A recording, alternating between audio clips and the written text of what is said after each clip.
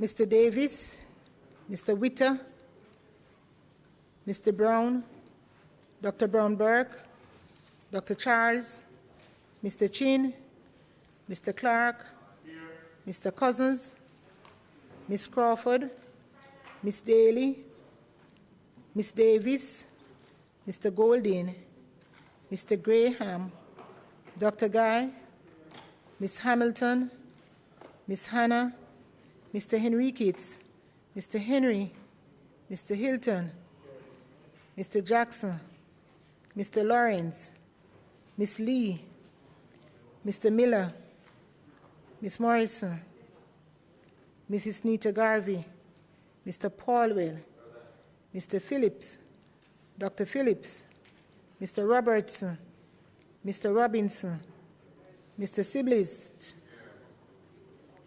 Mr. Slowly, Mrs. Vaz, Dr. Wheatley, Mr. Williams, Mr. Wilson, Mr. Wright, Dr. Chang, Mr. Morgan. Statements by ministers. Madam Speaker, there's intended to be one statement today, and that statement will be made by the Minister of Science, Energy and Technology, the Honorable Darrell Vaz. May it please you, Madam Speaker. Minister Vaz.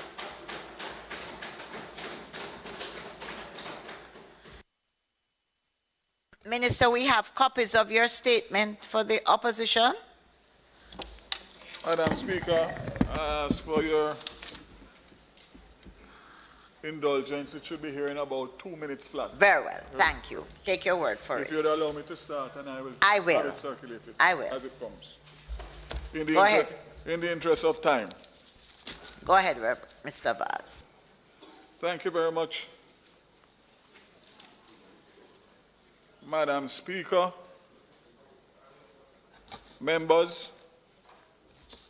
Let me first of all take this opportunity, despite the fact that we are 1 month into the new year, to wish you and my colleagues a safe, healthy, and happy 2022 and beyond. Madam Speaker, I thank you for affording me this opportunity to provide an update to this Honourable House on the activities being undertaken by the Ministry of Science, Energy and Technology as we continue to build a brighter future for all Jamaicans. I think it's important, Madam Speaker, because there are several areas of the ministry that are critical to post-pandemic. And therefore, I thought it important to indicate some of the activities, despite the fact that in September 2021, I provided an update specifically on the national broadband and, of course, the expansion of the public Wi-Fi hotspots. And I did promise to return in early 2022, the new year, with a status report to this House on those and other activities.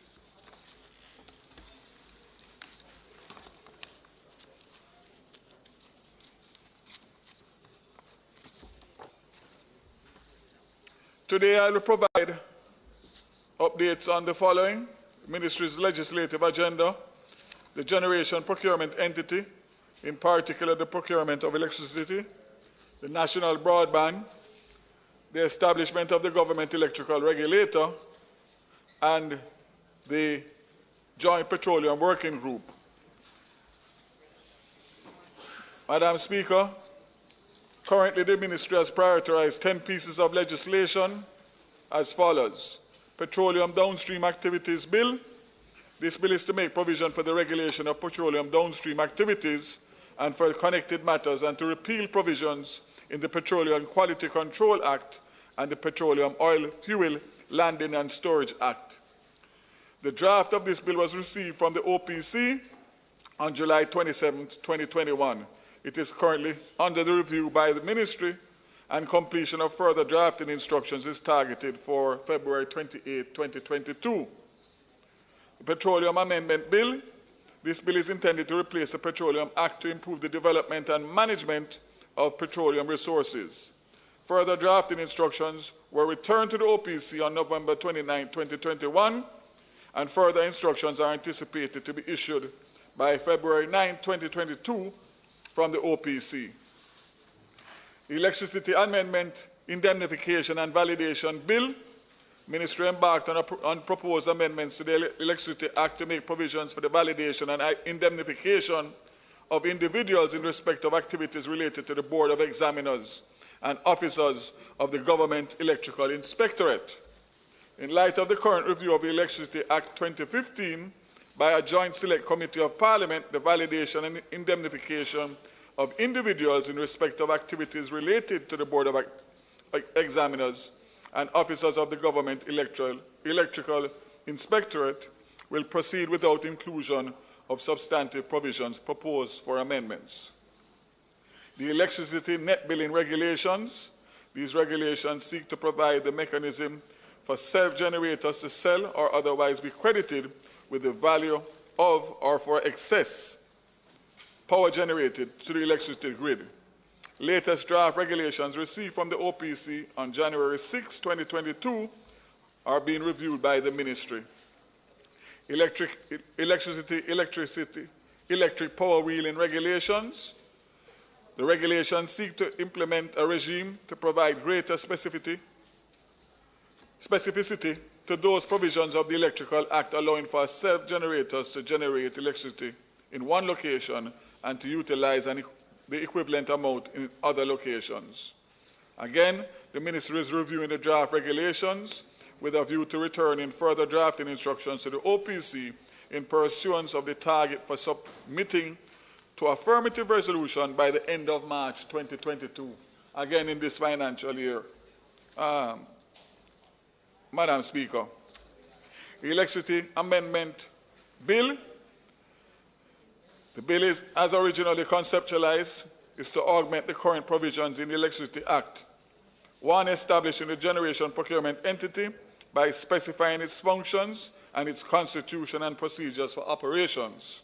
And two, validation and indemnification of action of generation procurement entity. The bill will advance the provisions making for the validation and indemnification of actions of members of the generation procurement entity. The substantive amendments contemplated in the bill will await the current deliberations of the Joint Select Committee. The Law Reform Amendment of Penalty Bill. This bill is intended to increase monetary penalties and custodial sentences in legislation under the portfolio of the Ministry, which are outdated. Drafting instructions were issued to the OPC on October 19, 2021. Anticipated date of receipt of the first draft of the bill from the OPC is February 10, 2022, again in this financial year. The data protection regulations, this one is critical as well, Madam Speaker. This Honourable House may recall that the Data Protection Act was passed on July 10, 2020. The Act empowers the Minister to make regulations for the purpose of giving effect to the provisions. Same, additionally, the DPA provides specific areas which require prescription by notices and orders either by the Minister or the Commissioner. MTEC has undertaken a preliminary assessment of the Act to identify the notices, orders, regulations that are critical to the initial operationalization of the Act, and sought the assistance of the International Telecommunications Union to engage a consultant to assist with the preparation of drafting instructions to inform the drafting of the relevant notices, orders, and regulations. In this regard, preliminary drafting instructions were received from the consultant and is now being reviewed by the Ministry and the Information Commissioner with a view to finalizing those instructions by the end of this financial year. Rules under the Telecommunications Act. These regulations will provide a modern regulatory framework that provides a basis for sharing of ICT infrastructure. With respect to the Telecommunications Act, this House is advised that the Office of Utilities Regulation, OUR, with the support of the Ministry, is developing rules to address quality of service standards. That, Madam Speaker, is critical based on the fact that as it stands now, there is no minimum service standards being offered by or the telecom companies being held to account for. The infrastructure sharing and the resolution of the interconnection disputes. Madam Speaker, again, draft rules have been prepared by the CPC on all of these areas.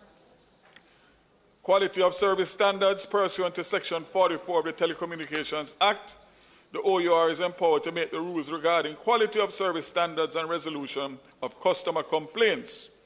The rules will prescribe minimum targets to be achieved and maintained by telecommunication licenses in respect of various technical and customer service quality parameters, and will mandate the periodic measurement and reporting of these parameters by the licensees. The rules will also specify the principles governing the monitoring, verification, and publication of the measurements by the OUR, and will outline the required content for licenses, complaints handling procedures. The third draft of the rules have been received from the CPC, and further drafting instructions are to be issued by the end of this month. And the infrastructure sharing rules, Section 29A of the Telecommunications Act, enables the OUR to promulgate rules mandating infrastructure sharing. Under the Act, infrastructure sharing is defined as a provision to licensees to access to tangibles used in connection with a public network or intangibles facilitating the utilization of a public network. The second draft of these rules have been issued by the CPC and are now under review. Madam Speaker, last but not least, the resolution of the interconnection disputes rules. The OUR is empowered to resolve the pre- and post-contract interconnection disputes between telecommunications operators under Section 29 and 34 of the Telecommunications Act. The rules are set out to get the OUR's general approach to the resolution of interconnection disputes in the telecommunications sector, prescribe the form and manner in which the pre- and post-contract disputes should be referred to the OUR, and detail the process that the OUR will adopt in handling of the disputes placed before it. Madam Speaker, the generation procurement entity has been given the mandate to undertake the procurement of new electricity generation capacity.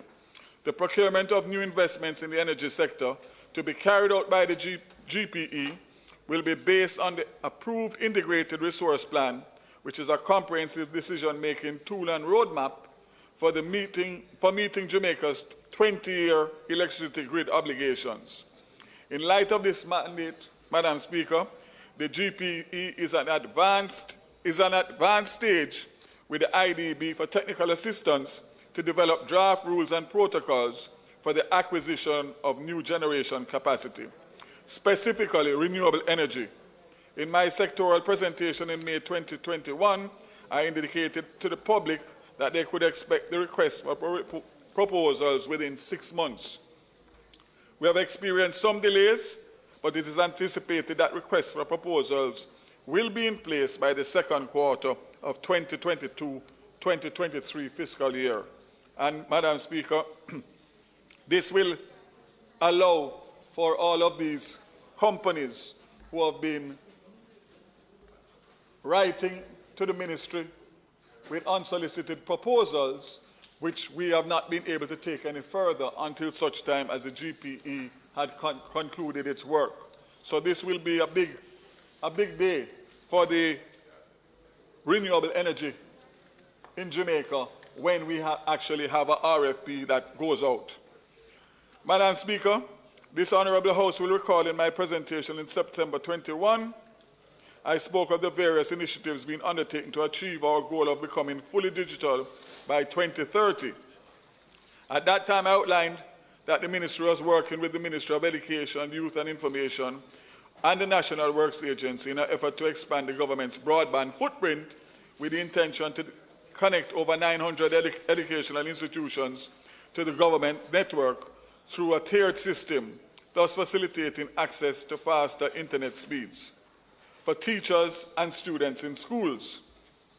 The Government of Jamaica has been in negotiation with the Jamaica Public Service with respect to the manner in which it can offer support to the National Broadband Initiative.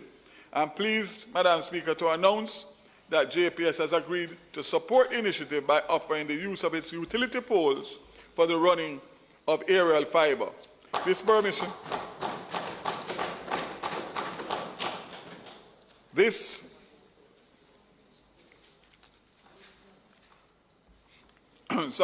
Madam Speaker. This permission was received last week, and already JPS and the NWA are in discussions regarding the manner in which the works will be executed.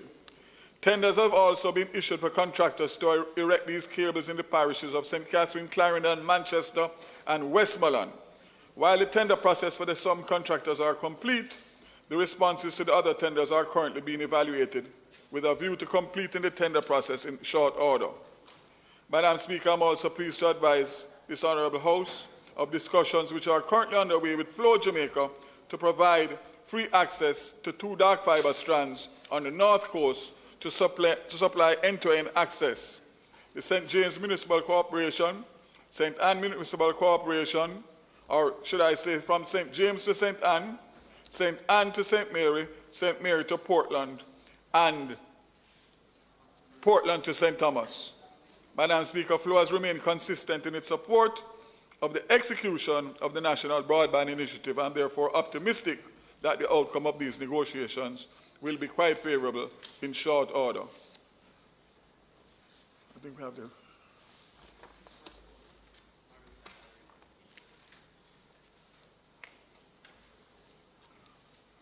Madam Speaker, in my September 2021 presentation, I outlined my intention to increase the number of public Wi-Fi hotspots by 7 additional sites. These sites are at varying stages of implementation, and I'm pleased to report that we're on track to meet this target, and Jamaica will have a total of 20 public Wi-Fi hotspots across the country by March 31st, 2021.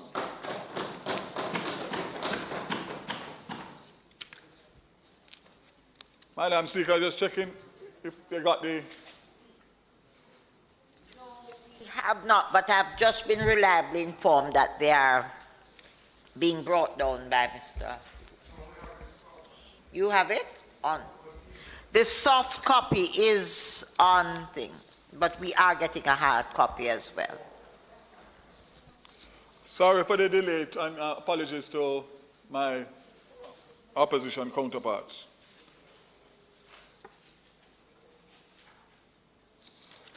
Madam Speaker, while this was not in my presentation in September 2021, we have completed 7 new community access points across the island.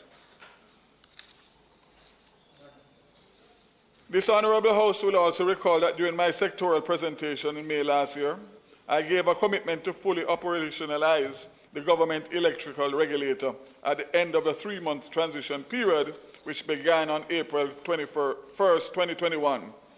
We experienced some delays, mainly with the completion of the development of the online portal through which customers, electricians, and private inspectors are required to conduct business based on the legislative and regulatory frameworks that have been passed by this House. A new deadline of November 1st was set, and I'm happy to report that the GER became operational effective November 1st, 2021. The GER is mandated to regulate the electrical installation and inspection processes, register electricians, enroll technical electrical assistants, license private electrical inspectors, and ensure safe electrical installations throughout the island. The establishment of the GER paved the way for the closure of the Government Electrical Inspectorate on December 31st, 2021. The GEI has completed 5,065 inspections between October 15, 2021, when the entity ceased accepting applications, to December 31, 2021. I'm aware, Madam Speaker, that there still are some teething pains, and we are actively addressing them and encourage those who are affected to be in touch with us at the Ministry.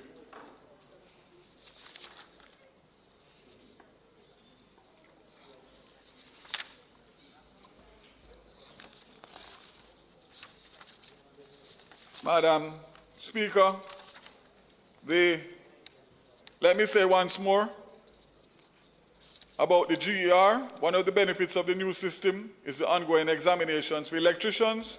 Examinations are held quarterly, with the most recent one being held on January 19th and 20th, 2022, which was done both in written and practical formats. I turn, Madam Speaker, quickly to the Joint Petroleum Working Group. Madam Speaker, while this was not a part of my September 2021 presentation, I'd like to provide an update on the work being done by the Joint Petroleum Working Group. Since 2013, Madam Speaker, wage negotiations between the Petroleum Tanker Drivers Association and the Petroleum Haulage Contractors Association have been stymied due to the dissolution of the PHAC, which is the Petroleum Haulage Contractors Association. This association was responsible for ensuring equitable haulage pricing mechanisms, ensuring the capacity for transport across the island, and supervising petroleum loss reductions effort. On October 14, 2021, I established a Joint Petroleum Working Group and appointed Mr. Wayne Chen, Chairman of Petroleum, as the chairman. This group is comprised of representatives from the marketing companies, haulage contractors, tanker drivers, UK's Ministry of Finance and Public Service, Ministry of Labour and Social Security, Ministry of Transport and Mining, MSET, the Fair Trading Commission, the Gasoline Retailers Association, and the Jamaica Association of Petroleum Marketers and Petrojam. This group was mandated to finalize recommendations for a minimum economic rate and related improvements to the employment conditions of petroleum tanker drivers.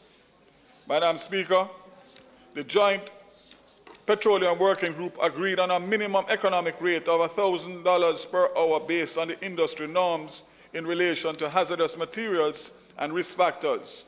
This represents a 270% increase in relation to the lowest rate paid to tanker drivers, which equated to about $370 per hour, or the equivalent of $14,640 for a 40-hour work week. Totally unacceptable, Madam Speaker and members. The agreed haulage contractor and tanker driver rates, which were translated from hourly rates to a per trip basis to take into consideration distance covered and volumes transported, are as follows. The rates are in 4 categories: round town 0 to 19 miles, near central 20 to 39 miles, central 40 to 79 miles, and western 80 miles and above. The haulage rates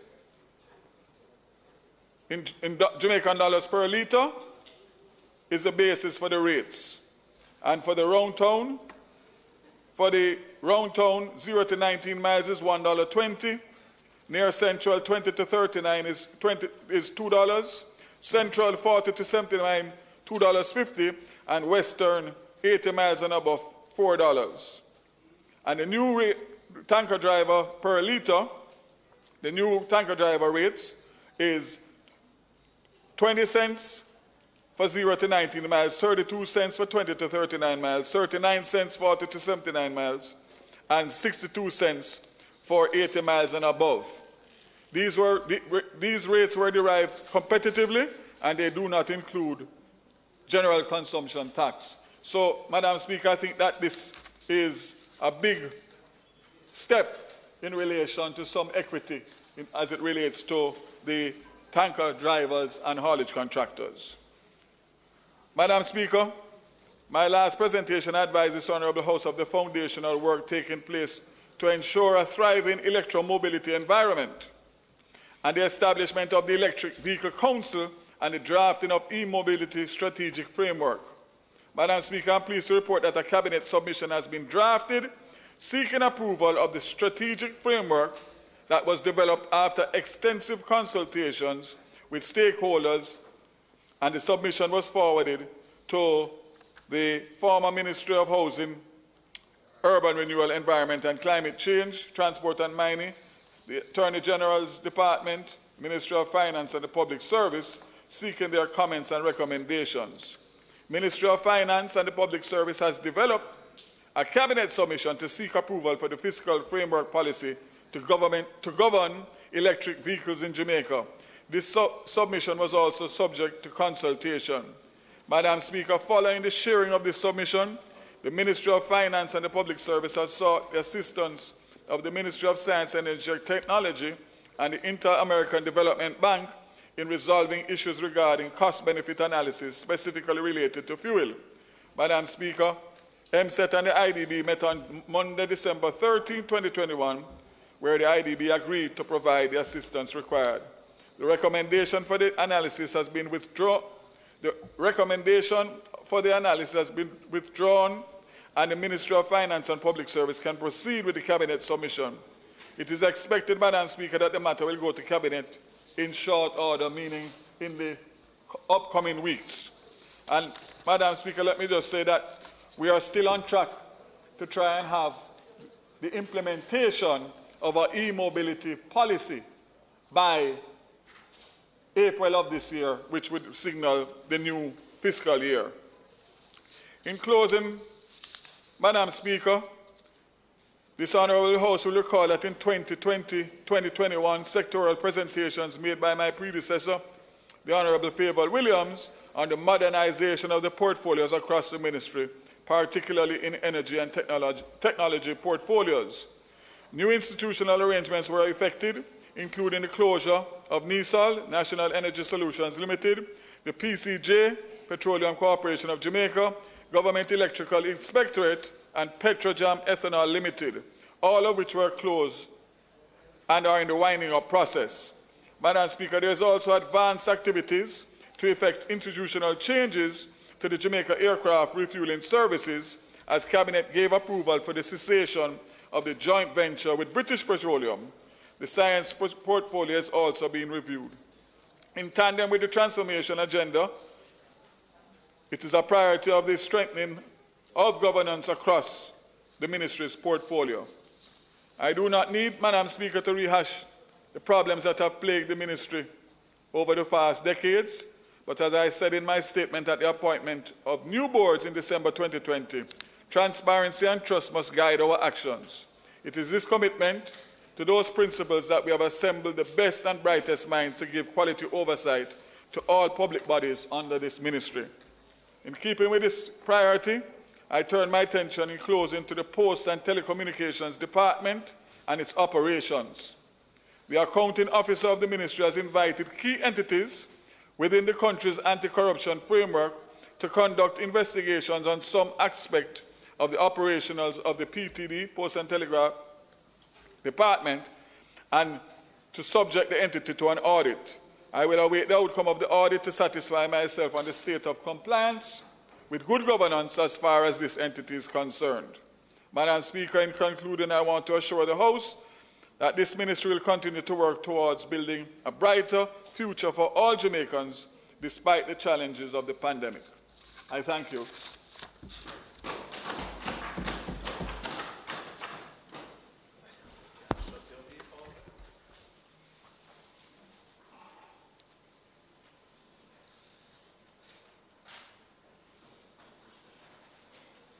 Thank you very much, Madam Speaker.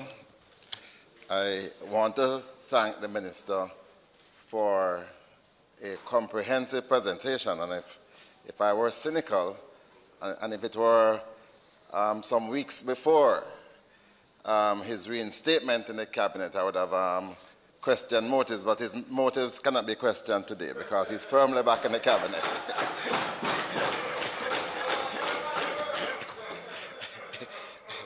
But you know, Madam Speaker, I thought it strange that as we're approaching budget and sectoral budget, the Minister would do such an elaborate presentation. But we thank him for it because he has raised some important issues that we have been discussing for some time.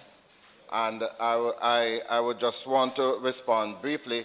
As you know, Madam Speaker, I deal with the energy side. My colleague who deals with the IT is not here, but the spokesman on finance will deal with the IT side. So we are claiming equal time for response. The Minister having breached his standing orders already. I have taken notice, and since indeed this is an area that is very critical to all of us, as Jamaicans. I purposely allowed him, and I will allow the opposition to do the same. Go ahead. But did you get the permission? Thank you very much, Madam Speaker. Madam Speaker, because of the nature of the presentation, I have to also query some of the issues that were not mentioned. Quite a lot were mentioned, but there are a few that I would just want to remind the Minister as we move forward, for example, to deal with our electricity situation. The fact of the matter is that we are witnessing a tremendous increase in the price of electricity, and some of the benefits that we anticipated as we transform the energy sector to new fuels. We are not seeing them, and so questions are going to continue to be raised as to why not.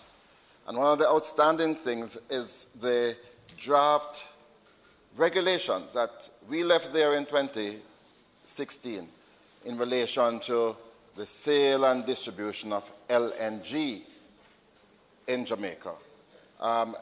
There needs to be an appropriate regime, because the intention, Madam Speaker, was for this to be a competitive element of the energy landscape. And so far, because we don't have regulations, people are not going to enter a marketplace such as this. So I would like to ask the Minister if he can give an update on that. And the Minister quite rightly alluded to the Electricity Act, which is now going through a review. And it's not my intention to comment on that because the work is ongoing. But there is an important aspect of it, Madam Speaker, that we need to take note of. The current license for JPSCO expires in 2027. However, there are some issues, fundamental issues that require early clarification and update.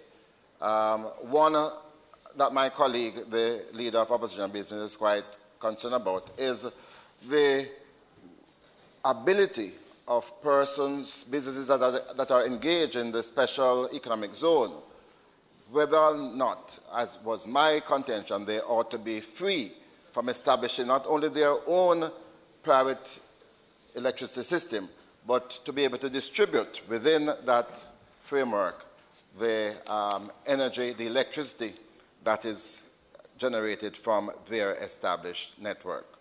The GPE, Madam Speaker, I am very disappointed, as the Minister knows, because it has taken far too long to get us to another phase of procurement, especially for renewables. The last time this country went to procure for renewables was 2013. Out of that procurement, we now have Wigton Wind Farm 3, we have the Blue Mountain Wind Energy System, and we have Content Solar Plant in Clarendon.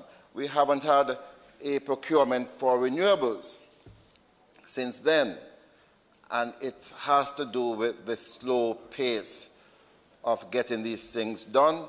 And of course, the ministry was involved in a period of dysfunctionality because of some of the things that were unearthed. So Minister, you have already slipped by 6 months the timeline for the implementation of the Integrated Resource Plan.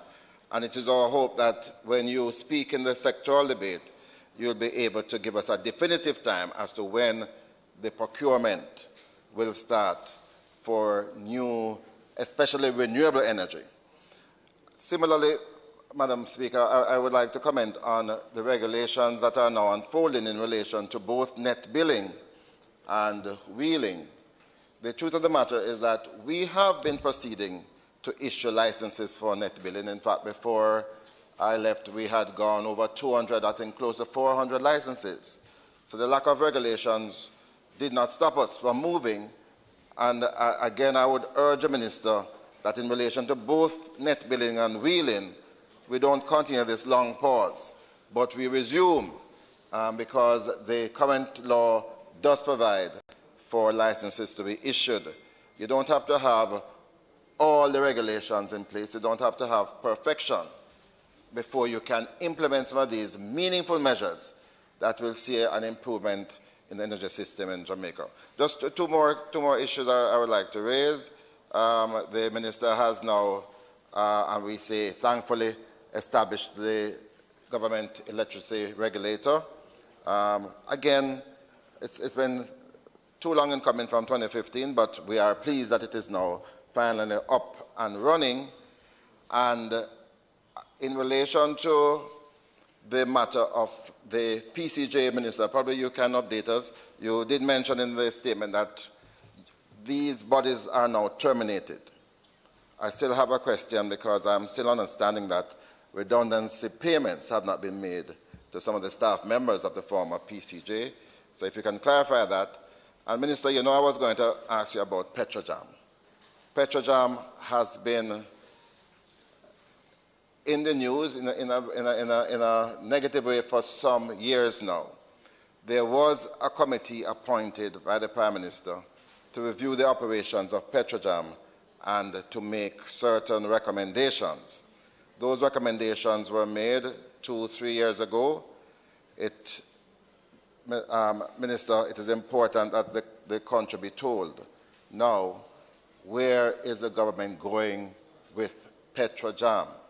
Every week we do anticipate the price announcements. I do understand the matrix. Well, it's more in the form of increases these days.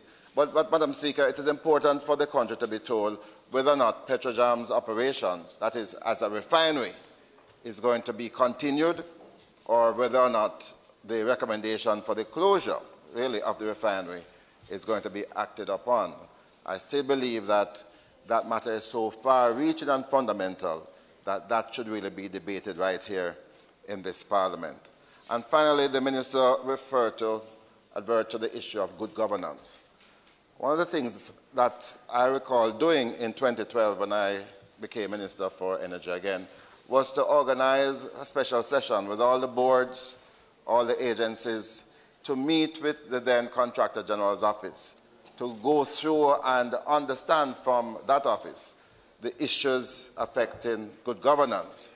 I would like to recommend to the Minister, as he enters on to this, this new financial year, probably the Integrity Commission might be willing to organize seminars with your heads of departments, with your agencies, with your boards, on issues relating to good governance, issues relating to procurement, and so on and so forth. I would like to strongly recommend that, Minister, as I see that you are preoccupied and concerned, as we all are, with ensuring that we don't go back, we don't go over those past issues affecting many of the agencies in this ministry.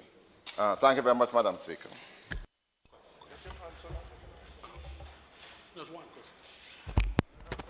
Yeah, just Madam Speaker, just to follow up on my colleagues on the energy side, just one question from me, which is the GPE, the Generation Procurement Entity. Would the scope of that apply just to the public? Well, it is in respect to the integrated resource planning, but would that cover private generation capacity, for example, within the special economic zone regime that was being asked previously? Would that apply to the special economic zone regime? Or it's just in the domestic, the Jamaican domestic and the grid tied arrangement?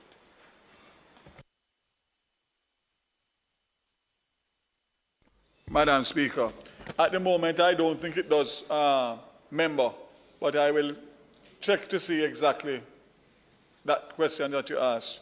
Member Paulwell, thanks for your comments. A lot of what you have asked me will be addressed in the sectoral, as it is not at the stage where it has been completed. As it relates to the Petrojam, that report, that Zaka report, was tabled at Parliament, at Cabinet, sorry, and of course some instructions were given, which the Ministry is still reviewing to go back to Cabinet in due course. So I'm expecting that by the time I come to the sectoral, I'll be able to answer more fulsome in terms of some of the issues that you have raised. And I've taken note of them to make sure that I can respond to you before and, of course, during the sectoral. Thank you. Minister, just two questions. One on the arrangement with JPS, which is about the broadband and allowing access to their posts. Is that an arrangement that is free to the government, or does the government have to compensate JPS in the form of a rental or access rate? And then secondly, with the dissolution of NESOL, what mechanism exists for communities that are not on the grid, where those communities would require homes to be wired? What mechanism exists for them to get assistance to wire their homes? Thank you very much, member. Very, very good questions. As it relates to the first question, it has been a long and difficult negotiation with JPS, which just concluded. And I am indeed happy to say that we have come to an arrangement that in relation to this particular scenario with the broadband, that the use of the poles will be free. However,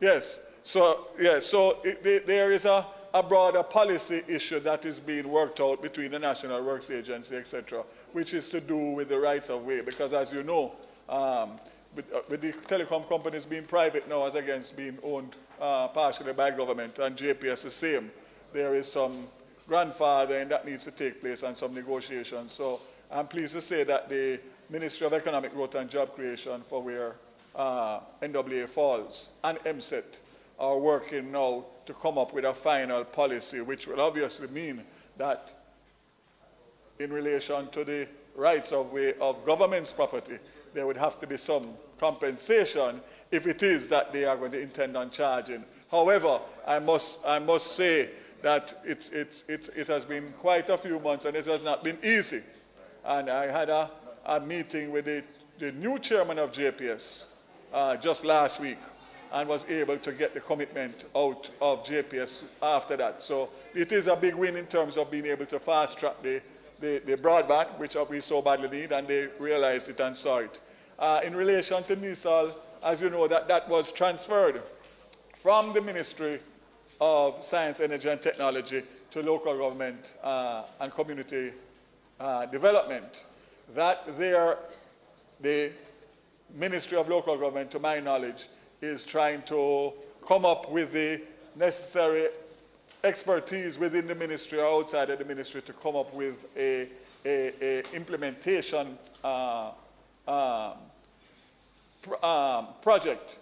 What I can say from MSET is that the funds that were being held for rural electrification have been transferred to Ministry of Local Government. So we really have nothing further to do with it until such time as the Ministry of Local Government comes out with their own new policy directives. And of course, I, as a rural MP, is affected, as all of us are, because we have outstanding projects that have been on the table for quite a while.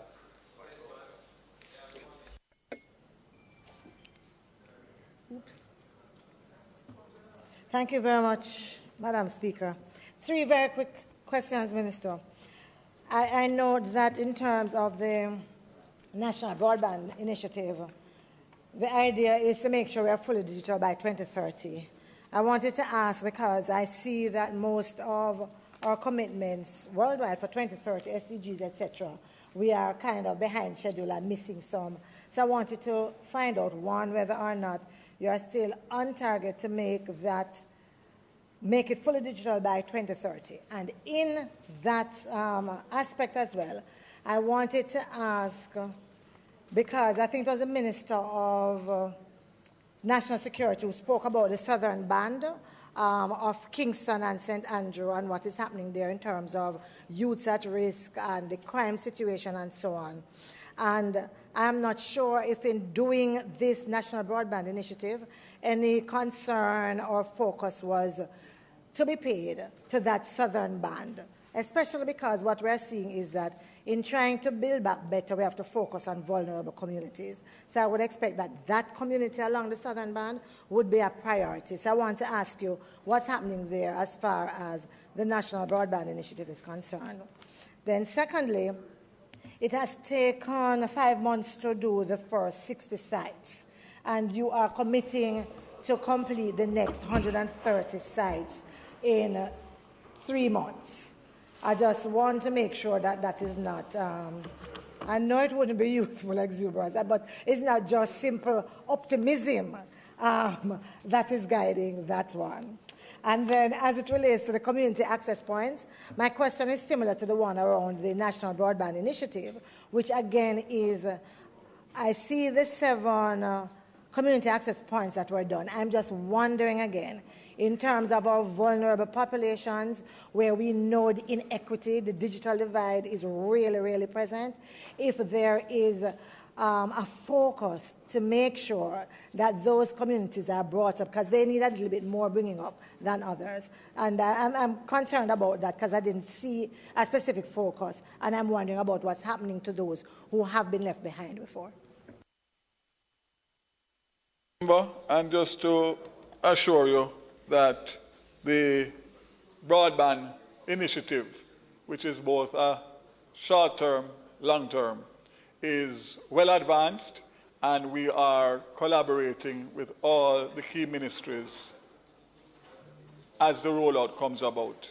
We are currently awaiting the IFC to come back to us with the National Broadband Initiative and the model that they are recommending in terms of the implementation. They are actually assisting the government of Jamaica in relation to that aspect. But in terms of the short-term plan, I can say to you that the importance of what you mentioned is not lost on us, and we are working very, very, very, very closely with the various other ministries that are key to it.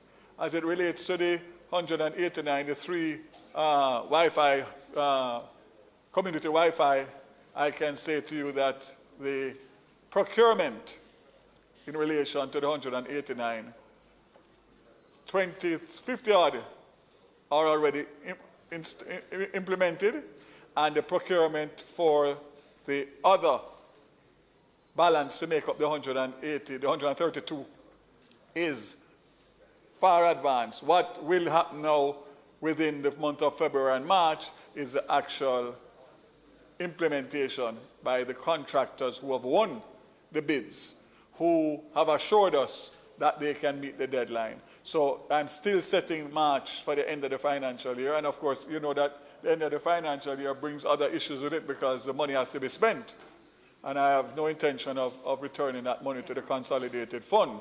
So they are also well aware of that. Remember, what I would say to you also is that each constituency has its own unique challenges.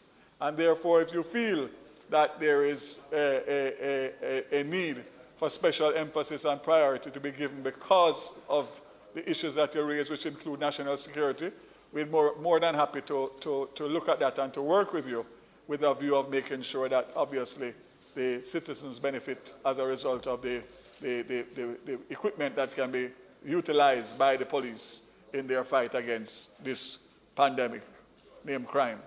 So, as I said, I look forward to getting some feedback from you, and we can work to see how best we can get it implemented. Thank you. House Leader. Announcements.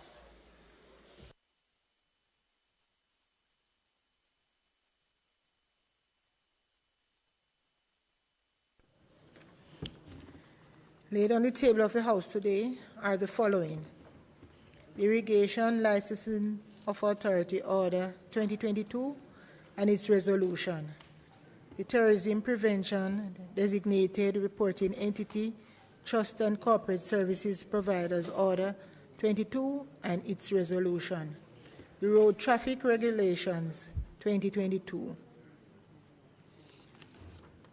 the Partnership General Forms Regulations 2021 under the Partnership General Act, the Partnership Limited Forms Regulations 2021 under the Partnership Limited Act,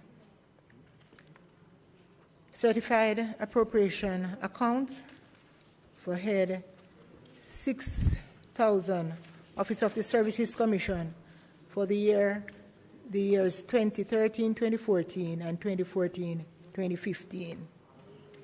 Head 68,000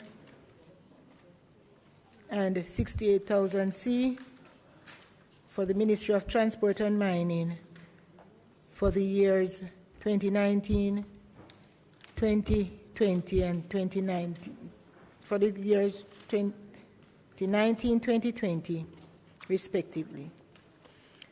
Ministry of Head 68,000, Ministry of Transport and Mining for the year 2018, 2019. Bills brought from the Senate. The following is a message from the President of the Senate.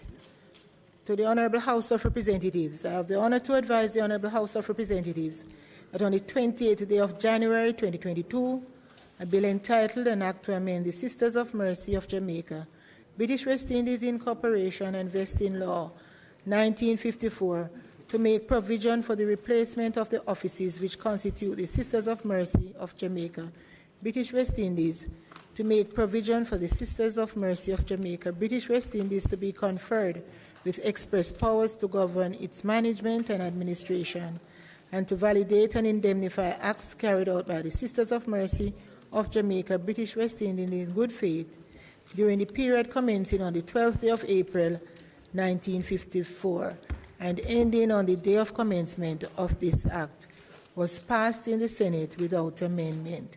Signed, Thomas Tavares, Vincent O.J., CDQC, JP, President of the Senate.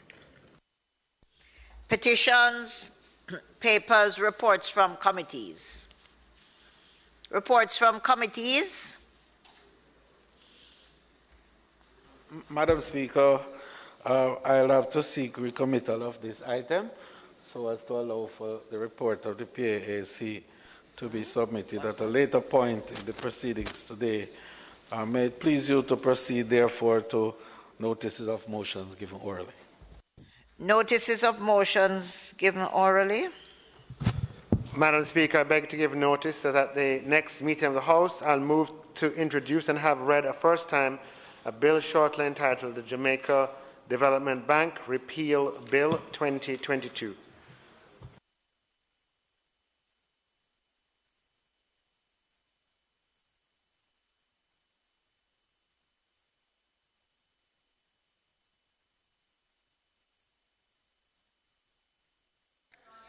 Please, Dr. Chan. The resolution is missing. Madam Speaker, again, I think they have left the motion.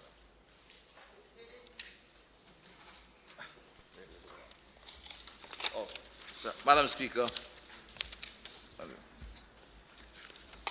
I beg to give note at the next meeting of the House, I'll move the Terrorism Prevention Act, Terrorism Prevention Designated Reporting Entity, Trust and Corporate Services Providers Order 2022 Resolution. Whereas Section 15 of the Terrorism Prevention Act, hereinafter referred to the Act, imposes due reporting duties on certain specified entities, and whereas Section 15(2)(c) of the Act provides that the Minister may designate any entity as an entity to which provision of Section 15 of the Act shall apply. And whereas Section 15(2)(c) of the Act provides for aforementioned designation to be made by order subject to affirmative resolution, and whereas on the 21st day of January 2022, the Minister made the Terrorism Prevention Designated Reporting Entity, Trust and Corporate Services Providers Order 2022, and whereas it is desirable that the Terrorism Prevention Designated Reporting Entity, Trust and Corporate Services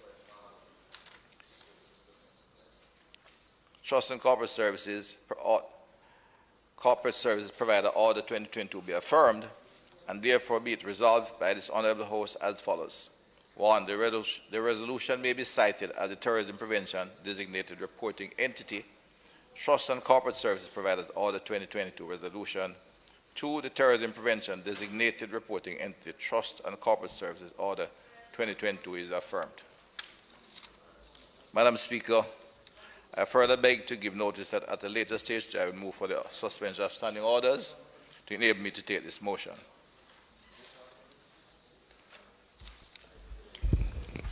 Madam Speaker. Go ahead. Madam Speaker, I beg to give notice that at the next meeting of the House, I will move the Irrigation Licensing of Authority Order 2022 resolution, whereas by virtue of Section 4 of the Irrigation Act, the Minister may by order license a company to be the Irrigation Authority, and whereas on the 27th day of January 2022, the Minister made the Irrigation Licensing of Authority Order 2022, and whereas it is desirable that the Irrigation Licensing of Authority Order 2022 be affirmed, now therefore be it resolved by this Honourable House as follows. 1. This resolution may be cited as the Irrigation Licensing of Authority Order 2022 resolution, and 2.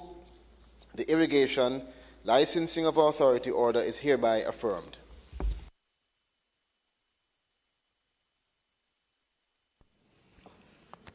Madam Speaker, I beg to give notice that at the next meeting of the House, I will move to introduce and have read a first time a bill shortly entitled the Jamaica Teaching Council Act 2022.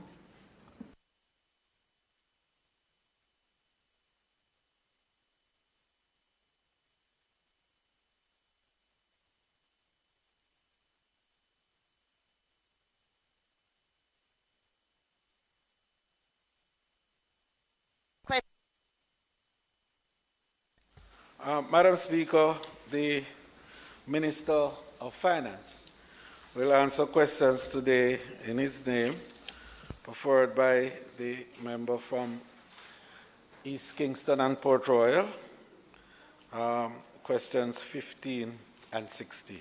May it please you, Madam Speaker. Madam Speaker, I now ask the Minister of Finance questions listed in my name.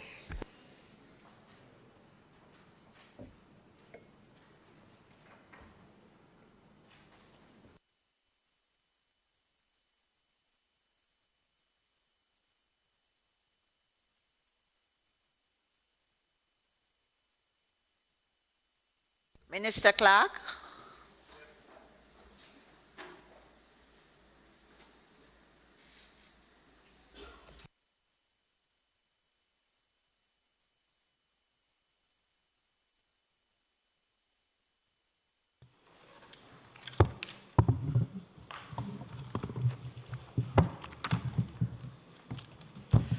Madam Speaker, I propose to, if it's with your agreement, answer question 16 and then question 15.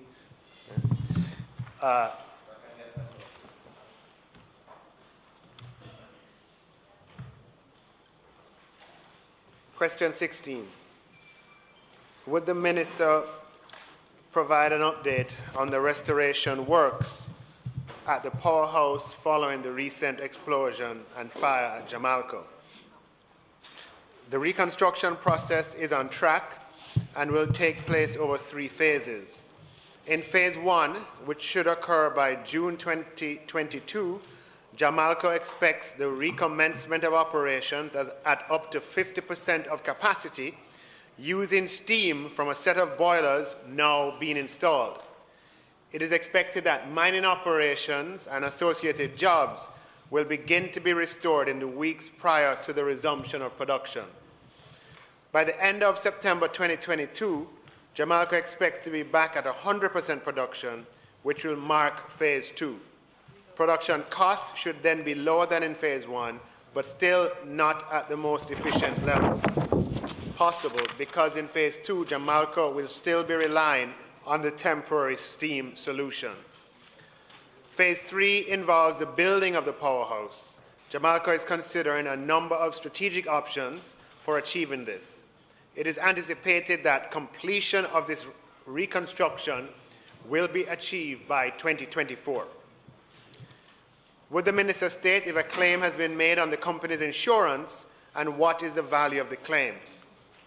Yes, a claim has been made for the full policy limit of $250 million US. If the answer to part 2 is the affirmative, would the Minister state A, if the claim has been settled? A claim has been made by Jamalco for the full policy limit of $250 million. The insurance policy has many layers, and a consortium of insurers and reinsurers provided coverage for different layers of insurance and in different amounts. If the meaning of settlement is whether full payment has been made, then the answer would be not yet, as payment is expected to be made over time as Jamalco rebuilds and restores. However, the expectation is that the claim will be settled in full over the course of time. B, the settlement amount. Please see the answer to 3A above. As of the 12th of January 2022, total insurance proceeds received thus far total $68 million. Part C, whether the settlement amount has been paid in full or in part. Please see answers to 3A and 3B. Part D, what has been done with such proceeds? The funds from the payments received to date are being used to finance the cleanup, asset preservation, and Phase 1 restoration activities. Under the insurance policies, Jamalco is the insured. As such, payment of the insurance proceeds is made to Jamalco rather than to any or each of the shareholders. Jamalco has put in place governance measures to be able to satisfy the insurers that insurance proceeds are used for restoration, rebuilding, and loss of earnings. This is necessary for future insurance payments to be released from the insurers to Jamalco. Question 4. Would the Minister state whether or not mining activities are continuing at Jamalco even though the refinery is shut? All mining contracts were suspended with effect from the 6th of October 2021. Limited reclamation and rehabilitation works are ongoing, however. The expectation is that with boilers now arriving and installation commencing, Phase 1 production will begin by the end of June. As such, mining activities are expected to resume to some extent in the weeks prior to the Phase 1 resumption. If the answer to Part 4 is in the affirmative, would the Minister state which mining companies are involved? Please see the previous answer. Question 6. Would the Minister state what are the current contractual arrangements with New Fortress Energy, suppliers of steam to Jamalco, in light of the shutdown of the plant? New Fortress Energy, or NFE's power plant, produces energy for the national grid. The steam produced as a byproduct is sold to Jamalco. Jamalco's long-term contractual arrangement with New Fortress Energy is a take-or-pay agreement, and this has not changed. However, a force majeure notice was served on New Fortress Energy after production ceased as a consequence of the fire.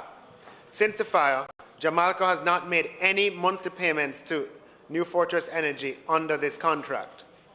The New Fortress Energy steam contract has 18 years remaining, and it is expected that the terms will remain attractive to Jamalco once production resumes.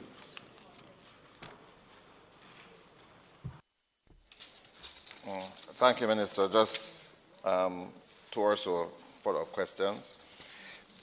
In relation to the phasing back of production, you mentioned Phase 1, Phase 2, and the ultimate phase. You've also mentioned that insurance proceeds will contribute to these phases, especially Phase 1. Can you indicate, outside of the proceeds, what are the additional costs for the restoration? And is it going to be based on contributions by the equity partners ratably? And then in relation to the energy situation, you mentioned a temporary steam solution. Will that temporary steam solution be derived from the New Forest Energy plant, or is this an additional facility being established as a temporary facility? And finally, in relation to the force majeure notice, is there any contention, or has New Forest Energy accepted that a force majeure situation has in fact occurred.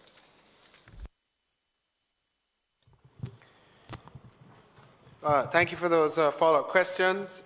The expectation is, with respect to the rehabilitation across Phase 1, Phase 2, and Phase 3, the expectation is that that entire rehabilitation, rebuilding, and restoration will be financed with the proceeds of the insurance claim without resort to shareholder funds. With respect to the question on the temporary steam solution, we have imported a set of boilers. The full complement, I believe, is supposed to be 11 by the time they all arrive. Installation has commenced, and the expectation is that those boilers will provide the source of the steam that Jamaica needs.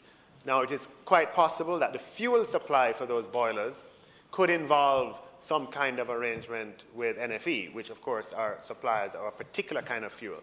But it would be premature to speak in definitive terms about that. With respect to the force majeure and whether there's any contention, as I said, that force majeure notice was delivered 5 months ago, I guess, in October.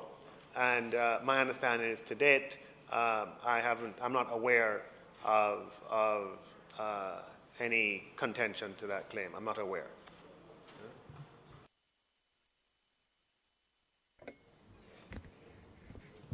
All right, question 16. Oh.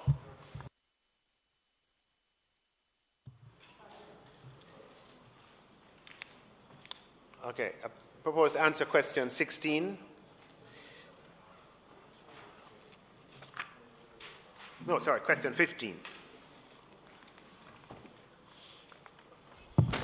Would the minister state if Clarendon Alumina Production, CAP, has established a consultancy to corporatize the special purpose vehicle established to hold the government of Jamaica shares in Jamaica?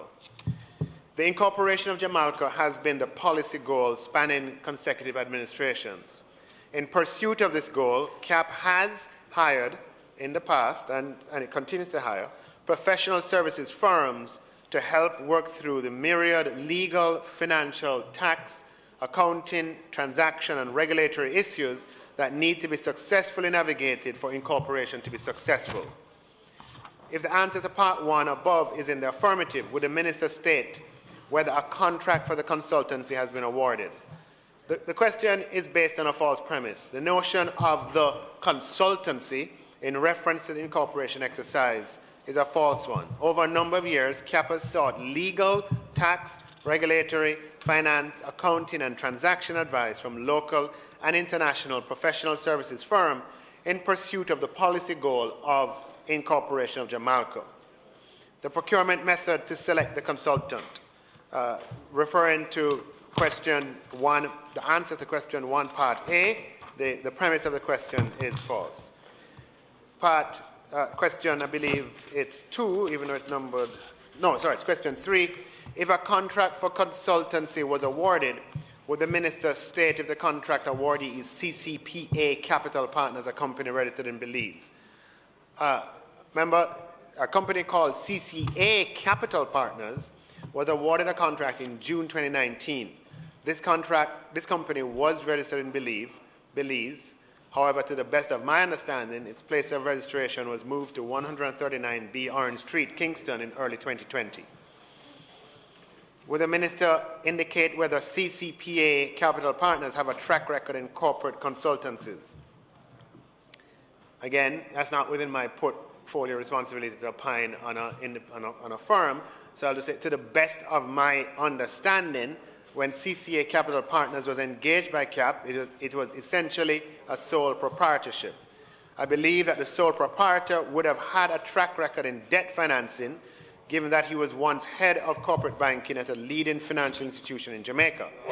To the best of my understanding, however, CCA Capital Partners was a newly established operation, and I do not know of any evidence that suggests that this company had a track record of completion of corporate consultancies at the time they were engaged by CAP. To be clear, however, for the first engagement, which was primarily concerned with raising financing, the principal of CCA Capital Partners had a previous career in banking which would have provided him with relevant experience? If the answer to part 4 is in the affirmative, would the minister state, A, how many contracts were awarded? 5 contracts were awarded, and that is to CCA Capital Partners. B, the length of each contract awarded. The length of each contract is as below. The first contract was for 6 months beginning May 29, 2019. The second contract was for 6 months beginning November 30th, 2019, and it was terminated sometime in May 2020. The third contract for 3 months began on May 10th, 2020, and went to August 10th, 2020. The fourth contract was for 5 months and went from November 11th, 2020 to April 11th, 2020.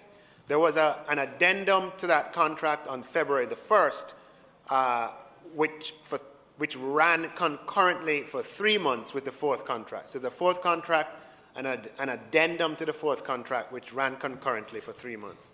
And there was a fifth contract from May 11, 2021 to October 11, 2021.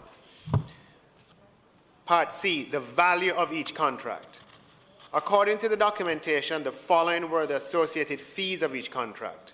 First contract, $10,000 as advisory fee and $10,000 monthly, thereby totaling $70,000. The second contract was for $10,000 per month, totaling $60,000. The third contract was for $92,320, and this contract was task-based and fees paid on receipt of work. The fourth contract was for a $10,000 engagement fee and a monthly fee of $16,000, totaling $90,000. There was an addendum to the fourth contract, which ran concurrently with the fourth contract, and I mentioned that earlier, for a period of 3 months in the amount of $20,000 per month, totaling $60,000. And so this was in addition to the $90,000 for the fourth contract. The fifth contract was for $24,000 per month, and that totaled $120,000. Now that's according to the documentation of the contracts. According to the records of CAP that have been available to me, the total amount paid by CAP to CCA Capital Partners over the 25 months was $506,470.96 US dollars. Part D, the deliverables associated with each contract. When they ask for deliverables, the deliverables I have included in an Appendix 1, which lists, and I will, with your agreement, not read all of the deliverables because it would take quite a long time, but it is all of the deliverables are listed in Appendix 1, which has also been tabled along with the answers to the questions. Would the minister state if the principal of CCA Capital Partners is Andrew Simpson, a Jamaican banker? The principal of CCA Capital Partners is Mr. Andrew Simpson, who is a former banker. Would the minister state if CAP has done a cost-benefit analysis of the consultancy and the result? My understanding is that the board of CAP compared what it proposed to pay to CCA Capital Partners with what other multinational advisory firms charge for similar engagements, and concluded that it was cheaper to hire CCA Capital Partners. In my opinion, however, this involved some amount of false equivalence. Considerations of the broad-ranging technical capacity of such multinational advisory firms, their decade-long and established track records, and value for money may have been underweighted in such an analysis. Would the minister state that the chairman of CAP has resigned, and what were the reasons for the resignation? Well, that's in the public domain. The former chairman has resigned, and the reason for the resignation, based on his letter, stated in quotes, "The developments over the past few days have left me feeling uncomfortable, and I cannot continue to operate under this structure." Question 9, would the minister state if the board has approved a further consultancy agreement with CCPA Capital Partners? The last contract with CCA Capital Partners expired on October 11, 2021, and there have been no renewals. If the answer to part 9 is in the affirmative, would the minister indicate whether a meeting of the board of CAP convened to approve the latest award? That's not applicable based on the answer to the previous question. Question 11, would the minister state the reasons for the CAP board meeting, for the CAP board convening a second meeting to approve the contract in the absence of the then chairman? My understanding is that the purpose of the meeting convened was to clarify the decision taken at a previously convened board meeting in the absence of some board members. Question 12. Would the Minister provide a list of all consultancy contracts entered by CAP since 2016? In the usual course of business, CAP has engaged local and multinational firms for the provision of legal, financial, tax, audit, and accounting advice. And I've had dialogue with the member, and I think you understand. Right? Would the Minister provide a list of all contracts entered by Jamaica since 2016 which required and received support or no objection by CAP? Jamaica is a commercial entity that operates in a locally and internationally competitive industry. It is owned 55% by Noble and 45% by CAP, which is owned 100% by the government of Jamaica. Jamaica has complex operations and thousands of local and international suppliers. It could be detrimental to Jamaica for such a disclosure to be made, and I crave the understanding of the member from East Kingston and Port Royal of this fact. Question 14. With the Minister stating the management of CAP retains its confidence, CAP has only 5 members of staff who are hard-working Jamaicans. They take strategic direction from the board of CAP and work with advisory firms as approved by the board. We have a new board in place, and CAP is engaged in the complex task of recovering from the fire at Jamaica and completing the incorporation exercise. The job of evaluating the management in the future against these and other objectives lies with the board.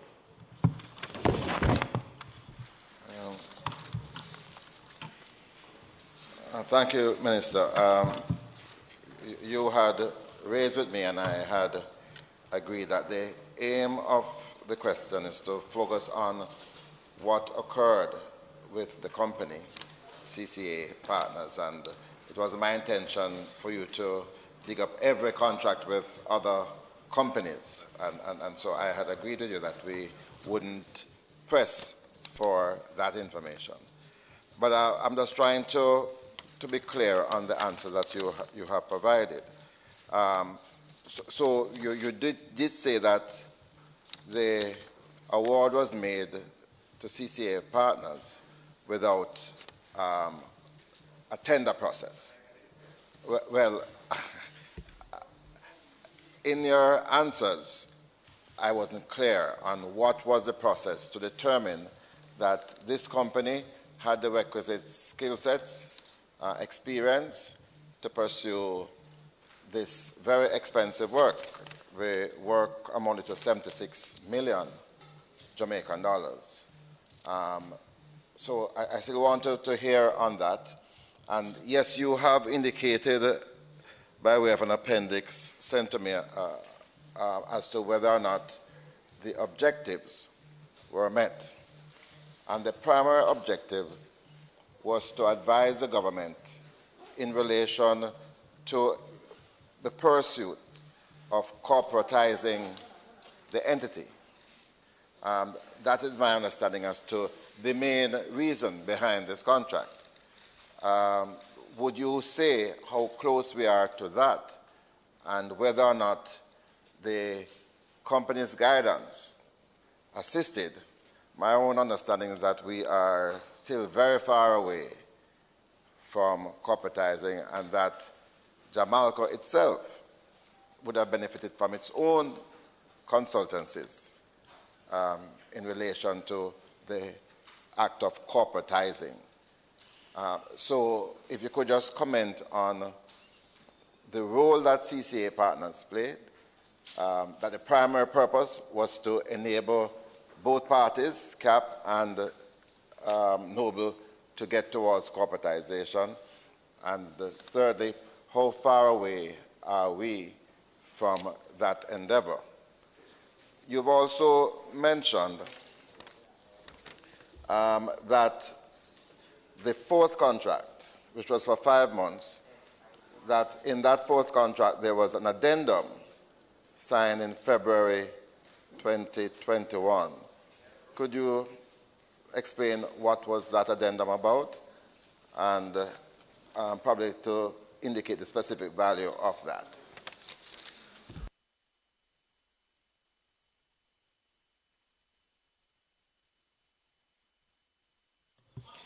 So the process through which and just to be clear, we're speaking here about a historical matter and not a current matter, and a matter that happened some time ago.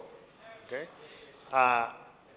The process by which CCA Capital Partners was engaged in June 2019 was pursuant to an unsolicited proposal that was made in May of 2019.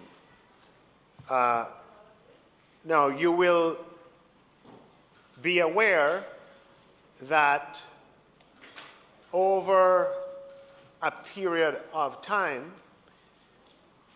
as commodity prices moved in adverse directions and CAP was under the burden of a forward sale agreement, CAP's cash flow was such that it was unable to make its monthly working capital contributions to Jamalco over a period of time. During that period of time, Noble would have advanced its working capital contributions in addition to CAP's share of the working capital contributions on behalf of CAP. That created an obligation from Jamalco to Noble, because Noble overpaid what was legally owing by them, and a commensurate obligation from CAP to Jamalco. A time came when Noble was no longer able to advance those payments on behalf of CAP. And there was notice that that day would arise. And therefore, CAP sought to raise financing in the debt markets in order to be able to, first of all, pay off the obligations that it had now developed between itself and Jamalco, and to finance its working capital obligations going forward. It is in pursuit of some debt financing solution in the private market that CCA Capital Partners would have been initially hired by CAP. Subsequently thereafter,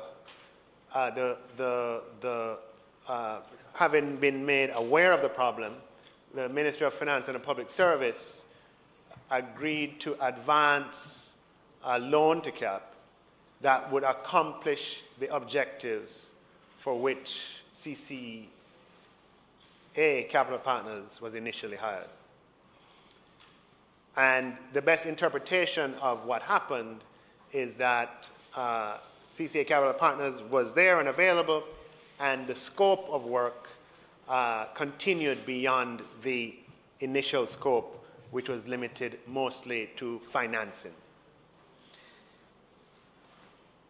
You asked a question about, right. Now, the question about corporatizing and so forth is a little, I mean, the terms of reference for which CCA Capital Partners was hired is, in furtherance to your question, is detailed in a great extent in the appendix that I supplied.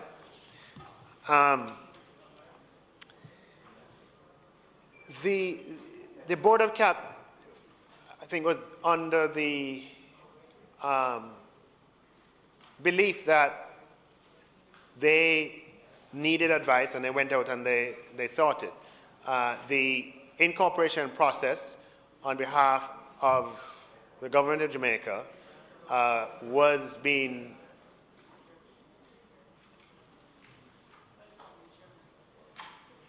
advanced by legal, accounting, and tax advisors that the government had retained that were advancing this exercise. But it came to a point that CAP itself had to satisfy itself of these particular arrangements, and they felt that they needed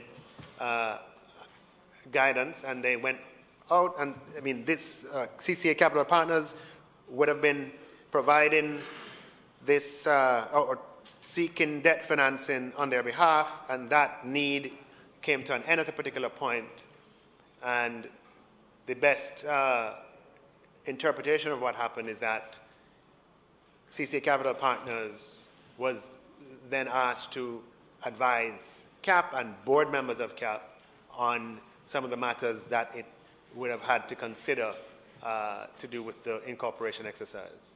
But it wasn't a case that CCA Capital Partners was at the forefront of the incorporation, if you understand what I'm saying. They would have been reviewing things that were already done and advising as to whether, but by already done what I mean, documents that would have been prepared and giving an opinion on those documents as to whether they were in keeping with what the board members of CAP thought would have been in the best interest of CAP. Minister, I know the difficulty because you have mentioned that you weren't the person in the seat, but I just want to be clear. One of the primary functions of the company was to try to advise on debt financing of CAP in relation to its obligations to Noble. But you have just said that that effort really didn't come to anything because you were the one who had to bail CAP out. So the work that they were endeavoring to do never happened, never materialized, because you did it in the end, which is a critical point that has been raised. And you did say that the proposal was unsolicited, which would have been in breach of the proper procurement policy. You wanted to ask something, please? You wanted to ask something?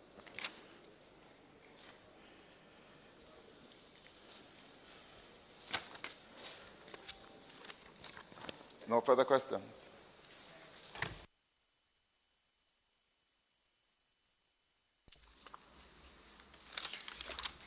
Not on that matter, but Beg your pardon? for still on questions and questions, Madam Speaker. Sure. If that is so, then, Madam Speaker, at the expiration of 21 days, I will ask the Minister of Education and Youth the following question. Standing in my name. Motions that may be made at the commencement of public business requiring notice. Motions relating to sittings of the House. Motions to introduce bills. Presentation of bills without leave of the House first obtained. Public business. Madam Speaker, Go ahead. Madam Speaker, if I may, I'll ask you for the recommittal of announcements, the following items: announcements, reports from committee, and notices of motion given orally. The question before the House is that 3 items on the agenda be recommitted: announcements, reports from committees, and notices of motions given orally. Those in favor?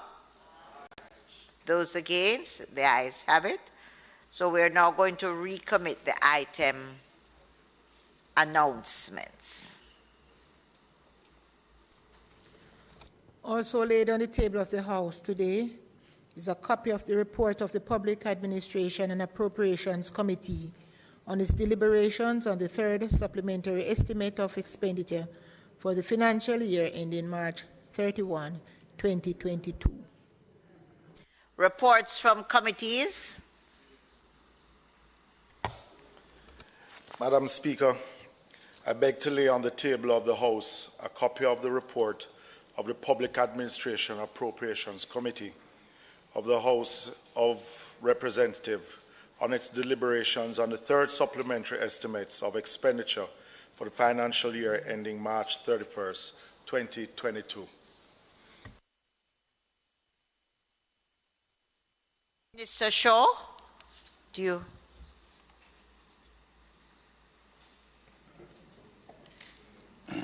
Madam Speaker, I beg to give notice that at the next meeting of the House, I will move, be it resolved that the Road Traffic Regulations 2022 under the Road Traffic Act, which were laid on the table of the House on the 1st of February 2022, be affirmed.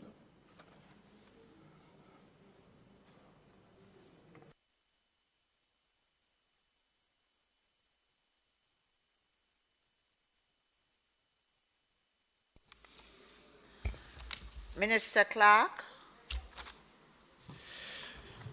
Thank you, Madam Speaker. I beg to give notice at the next meeting of the House, I'll move the following two motions.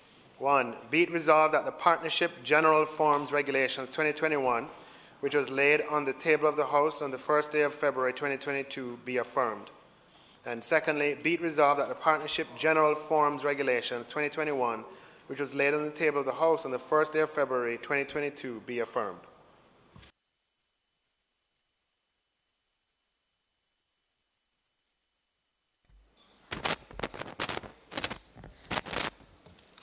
Madam Speaker, I now ask for the recommittal of public business.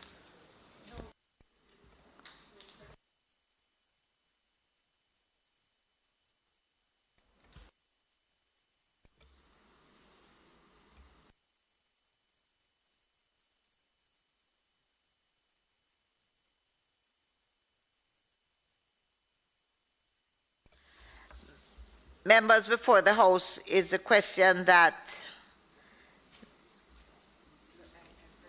the item presentation of bills be recommitted. Those in favor? Those against? The ayes have it. Madam Speaker, I now move to introduce and have read a first time a bill shortly entitled the Jamaica Teaching Council Act 2022. A bill shortly entitled the Jamaica Teaching Council Act 2022, read a first time. Madam Speaker, I beg to give notice of second reading of the bill. Madam Speaker, I further beg to give notice that at a later stage today, I will move for the...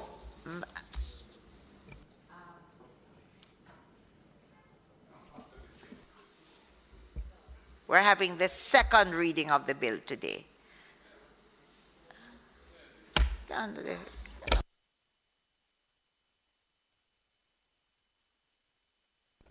No, House Leader, we can't entertain the Teaching Council bill today. It's not before the...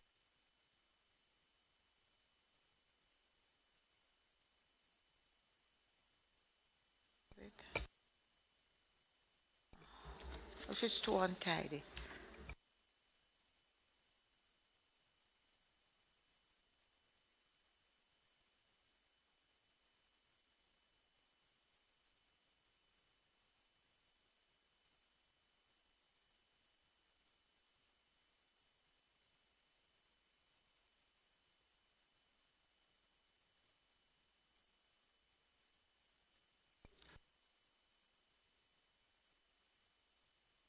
Madam Speaker,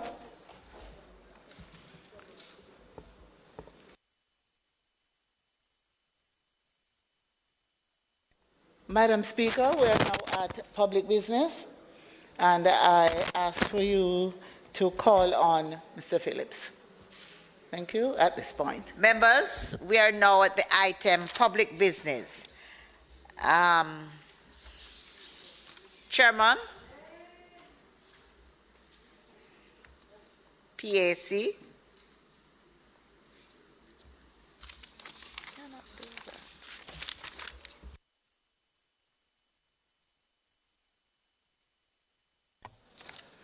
Madam Speaker, I now move for the suspension of the standing orders to enable me to take the motion notice of which I gave earlier. Members, a question before the House is that there's a suspension of the standing orders to enable the chairman to take the motion, notice of which he gave earlier.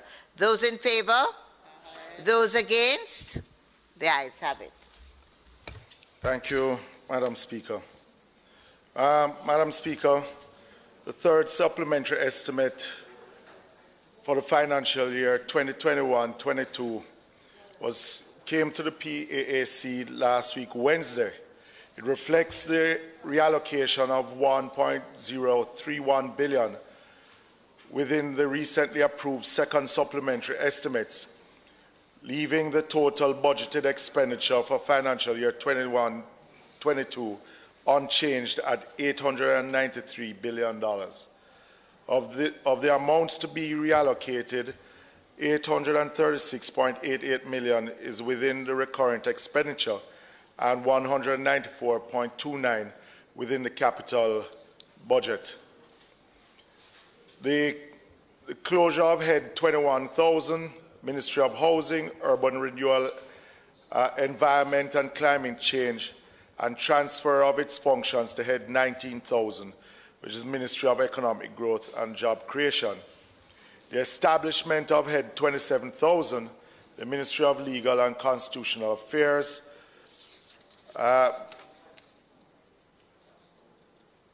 and the transfer of records and information management and information regulation services from Head 41,000, the Ministry of Education and Youth, formerly Ministry of Education, Youth and Information, to Head 15,000, to Office of the Prime Minister.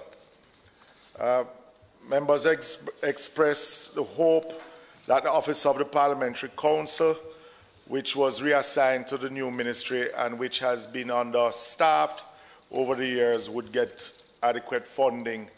It was expressed, Madam Speaker, in the committee that those agencies and departments which are now transferred for the new ministry to be more effective, to ensure that the adequate funding for the same things that we complained about when they were under the Ministry of Justice, to ensure that the success of the new ministry is not what it was under the Ministry of Justice, but that in the new financial year, that the adequate funding is given so that we can see the benefits of that new ministry. Madam Speaker, if it pleases you, that's the end of my report.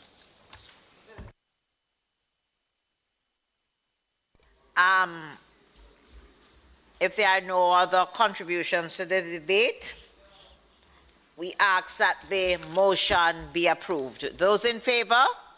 Those against? The ayes have it. Motion is approved. House Leader?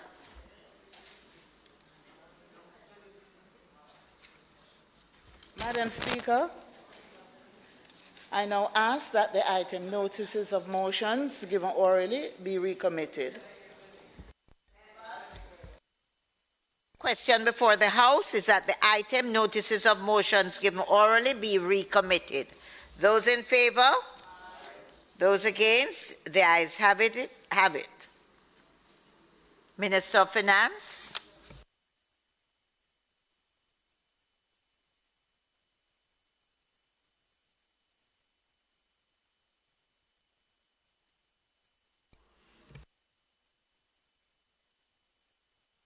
Madam Speaker, I beg to give notice at the next meeting of the House. I will move, be it resolved that the third supplementary estimates of expenditure for the financial year ending March 31st, 2022, and the second supplementary estimates, not in committee, Jamaica Public Bodies estimates of revenue expenditure for the year ending March 31st, 2022, which were laid on the table of the House on the 25th day of January 2022, be referred to the Standing Finance Committee of the whole House of Representatives, consisting of all members of the House, for consideration and report.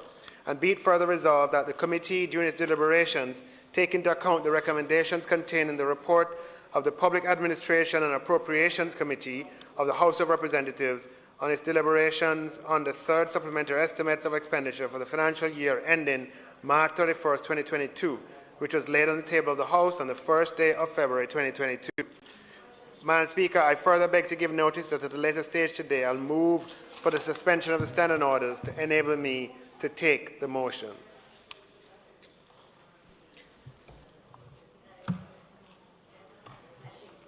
Back to the item public business now on the agenda. For the teaching bill.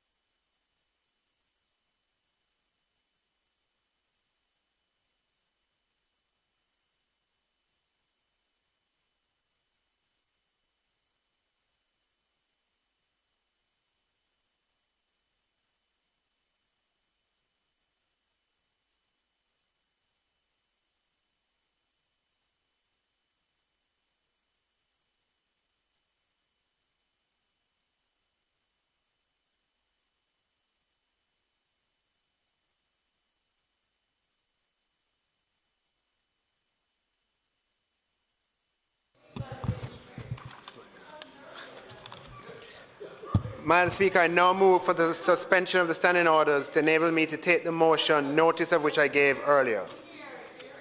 Those in favour? Those against? Those against? The ayes have it. Minister? Madam Speaker, I now ask that the motion be approved. For the House is that the motion for the estimates to be referred to the Standing Finance Committee of the House of Representatives be approved. Those in favour? Aye. Those against? Ayes have it. Madam Speaker, I ask that the meeting of the House be suspended for the Standing Finance Committee to meet to consider the third supplementary estimates of expenditure. The meeting of the House is now suspended for the Finance Committee to meet to consider the third supplementary estimates of expenditure. Members, the Standing Finance Committee of the House of Representatives is now convened. May I ask Member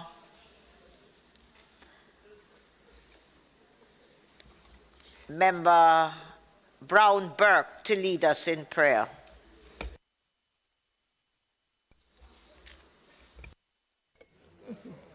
That's right. Let us pray. Heavenly Father, we come to you once again on behalf of the people of Jamaica as we do their business. Guide this meeting so that we might use our time efficiently and that we might go through quickly on behalf of the people of Jamaica. Bless all of us as we try to do the best for our people and help us so that what we do will be seen as being done in the interest of the people of Jamaica. These and other mercies we ask in the Father's precious name.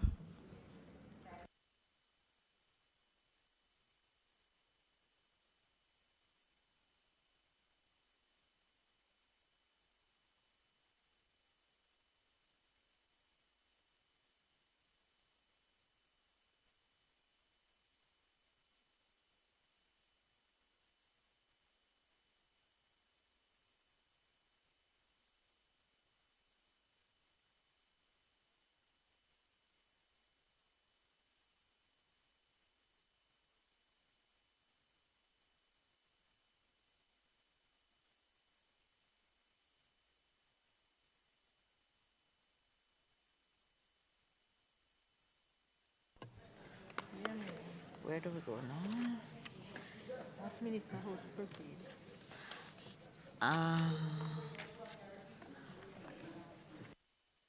Minister, how are we going to proceed with the... So if I could just make an opening comment, and then we As long as it is very brief. It's now it will 3:48. it will take as much time as it needs for me to explain. I'm going to ask you to try and be as concise as you can. As usual, Madam Chair. No, not as usual. I hear the chuckle, and I would like to join with that chuckle too. Chair, I'm here to do the people's business, but I take due note of your comment.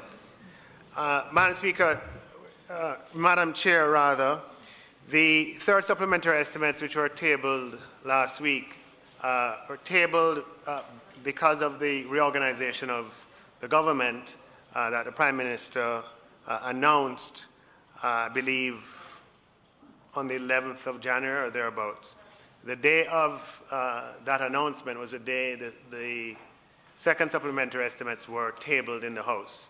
And we would have had to either delay those second supplementary estimates so that the heads could be, the new ministries could be funded and all ministries taken out,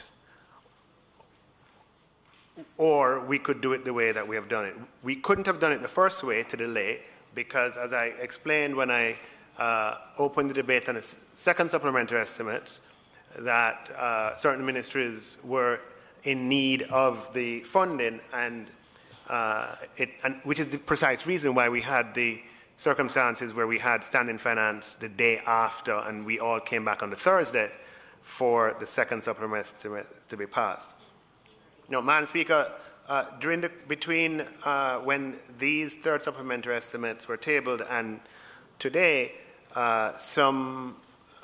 there has been needs have arisen to make certain amendments that I'm proposing to make in the Standing Finance Committee, which have been tabled, and that it primarily is about two separate activities. The first is the redirection of approximately $2 billion, just under $2 billion, $1.989 billion, from a number of heads to the police department as follows. From the Ministry of Finance and the Public Service in the amount of $357 million, $309 million for the procurement of equipment for the census to take place in the next fiscal year, which has been slower than programmed, and $48 million for the slow pace of the utilization of funds that were provided to support ministries, departments, and agencies. And then there's an amount of $981 million from the Ministry of National Security relating to a higher than anticipated attrition rate for the JDF and lower than anticipated recruitment of professional entry officers, and the deliberate effort by the JDF to reduce the number of members of the National Reserve who are on call-out on a regular basis. And on the and $500 million from the Ministry of Science, Energy and Technology, the sum that will not be utilized by the Universal Service Fund in this fiscal year due to slower than program implementation of previous initiatives, and $105 million from the Accountant General Department from savings resulting from the slower than program refurbishment of the new office. And on the capital side, just taking the opportunity to ensure that the full capital budget is actually spent, just to tidy up from areas where there's underspending so far anticipated for the next 6 weeks, and to put it in an area where it's likely to be spent. Adjustments on the capital reflect the redirection of $1.75 billion from various projects across a few ministries, a tidying up exercise towards the South Coast Improvement Project. Based on expenditure to date and projections to the end of the fiscal year, some projects are projected to end the year with unspent balances, and the South Coast Highway Improvement Project has demonstrated the capacity to absorb the additional sum before the end of fiscal year 21-22. Madam Speaker, one thing that we have done over the last few years is to attempt to so manage the capital budget that the amount budgeted for capital is actually spent, which has been a shortcoming over a long period of time. That we are, certainly over the last few years, we have achieved COVID, the 2020 as an exception, we've achieved near to 95% or higher capital budget execution. And this reorganization here, which I'm asking the Standing Finance Committee to facilitate, is certainly the capital side of it is geared towards that.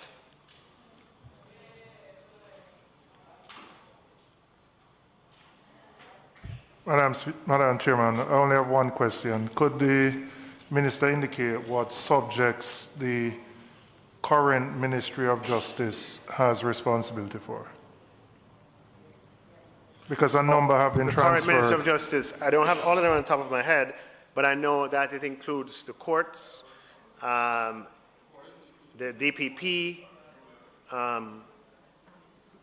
dispute resolution, and legal aid clinic, among a number of other, the JPs, etc., a number of other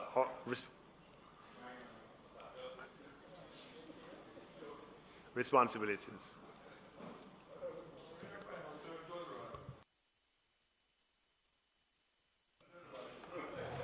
Just this morning, we opened a restorative justice center, and a restorative justice center is programmed for Southwest St. Andrew. Yeah. So it's very important work. Very. Especially in the court. So Madam Speaker, Madam Chair, we could put the amendments. How are we going to proceed now? No, if we could just ask if we could put the amendments, to the committee. Very well.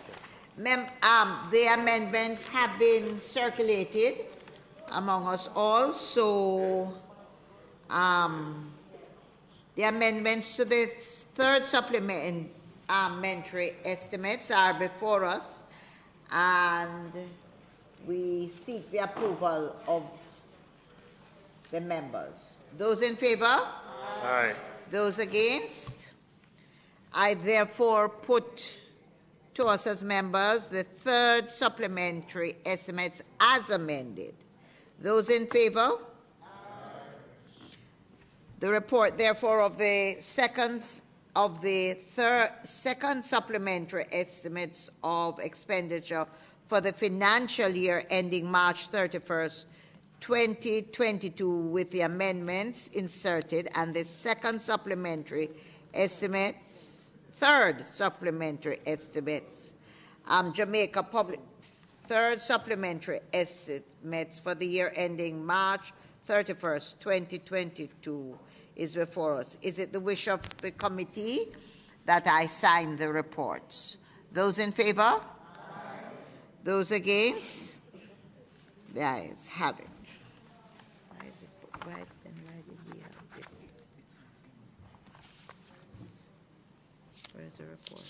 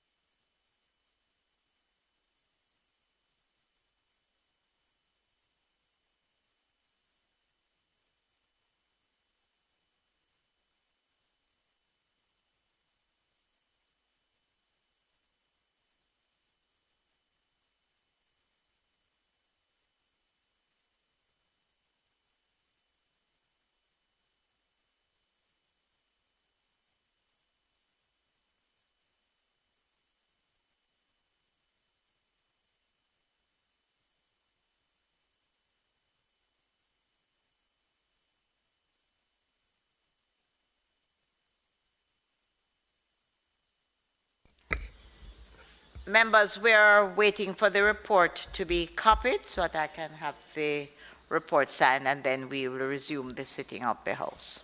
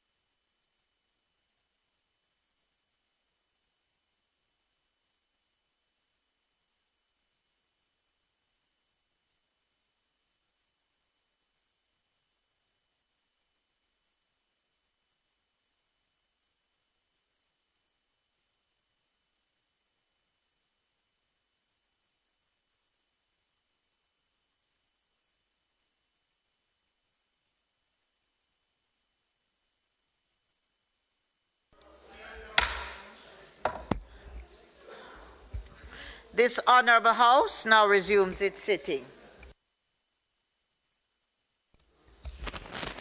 Madam Speaker, I now ask that the items, announcements, reports from committees, and notices of motions given orally be recommitted. Thank you, Madam Speaker. Members, the question before the House is that the items, announcements, report from committees, and notices of motions given orally be recommitted. Those in favour?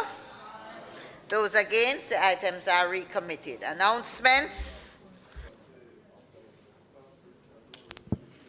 Also laid on the table of the House today is the report of the Standing Finance Committee of the whole House of Representatives, consisting of all members of the House, on the third supplementary estimates of expenditure for the financial year ending March 31, 2022, which were laid on the table of the House on the 25th day of January 2022. Reports from committees. Madam Speaker, I beg to lay on the table of the House a copy of the report of the Standing Finance Committee of the whole House of Representatives, consisting of all members of the House, on the third supplementary estimates of expenditure for the financial year ending March 31st, 2022. Notices of motions given orally. Minister. Madam Speaker, I beg to give notice that at the next meeting of the House, I'll move the following motion. Be it resolved that the report of the Standing Finance Committee of the whole House of Representatives, consisting of all members of the House, on its deliberations on the third supplementary estimates of expenditure for the financial year ending March 31st, 2022, which was laid on the table of the House on the first day of February 2022, be adopted. Madam Speaker, I further beg to give notice that at a later stage today, I'll move for suspension of the standing orders to enable me to take this motion. Public business. Madam Speaker, I now move for the suspension of standing orders to enable me to take the motion, notice of which I gave earlier. The question is that there's a suspension of the standing orders to enable the Minister to take the motion, notice of which he gave earlier. Those in favour? Aye. Those against? The ayes have it. Minister. Madam Speaker, normally we would commence debate, but I think with the member from South East, we have conspired together to relieve you of the burden of listening to us. And I therefore ask, with your consent, that the member... Oh, you want to say something? Go ahead.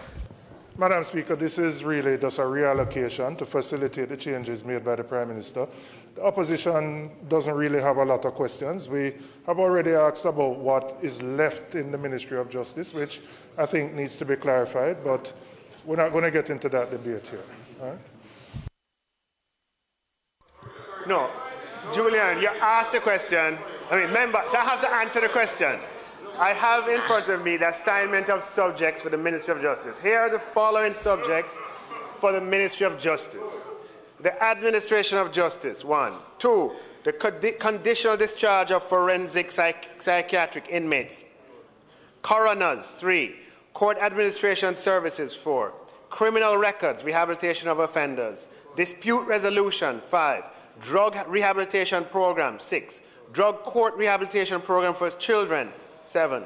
Inquiries into the causes of fires and accidents, 8. Extraditions, 9. Justices of the peace, 10. Legal profession, 11. Marriage licenses, 12. Maintenance and affiliation, 13. Mutual legal assistance in criminal matters, 14. Notaries public, 15. Obscene Publication Act, 17. Victim Services, 18. And the departments under the Ministry of Justice include the Administrator General's Department, the Office of the Director of Public Prosecutions, the Dispute Resolution Foundation, the General Legal Counsel, the Legal Aid Council, the Justice Training Institute. And I believe, yes, Madam Speaker.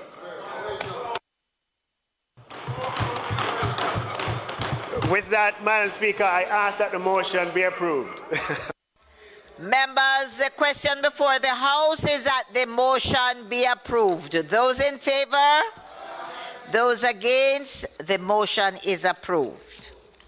I'm now going to invite the Minister of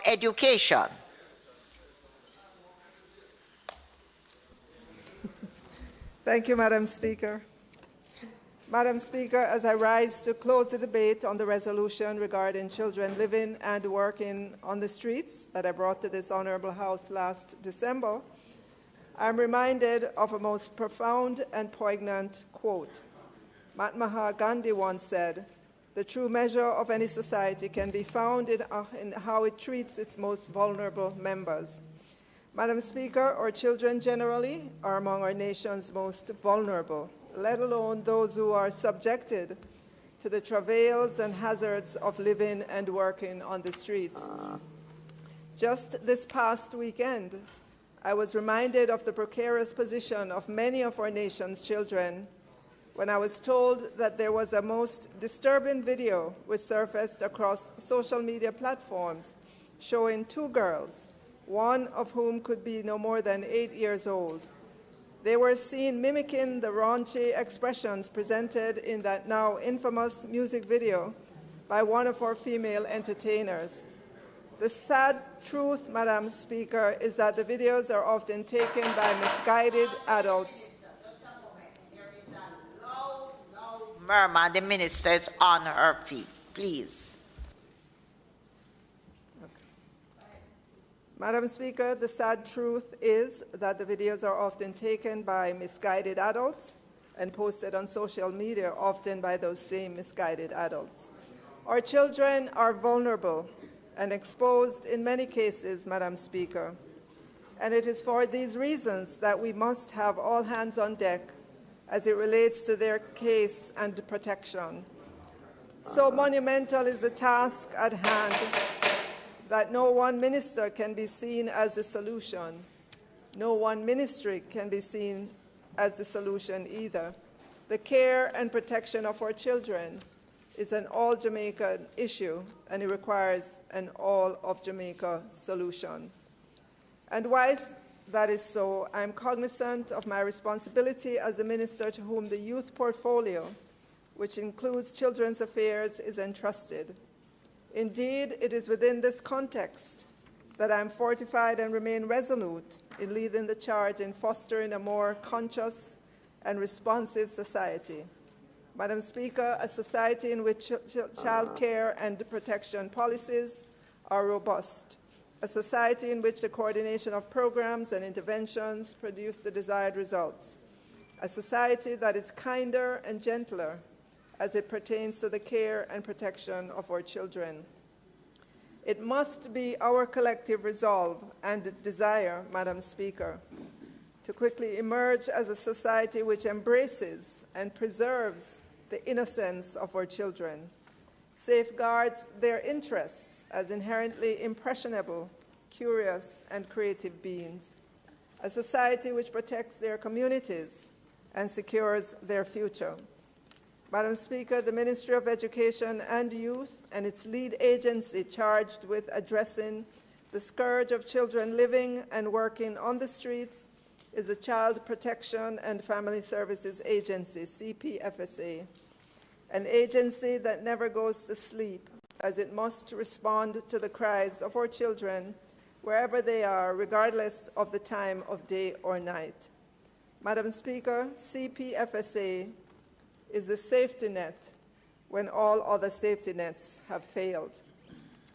Madam Speaker, as I sought Cabinet's approval for the publication of the final report of the study, I simultaneously took the opportunity to request establishment of a multi-sectoral body to review and finalize a street and working children framework of action, as well as oversee the implementation of said framework of action in a bid to cauterize and significantly reduce the prevalence of children living and working on the streets of Jamaica.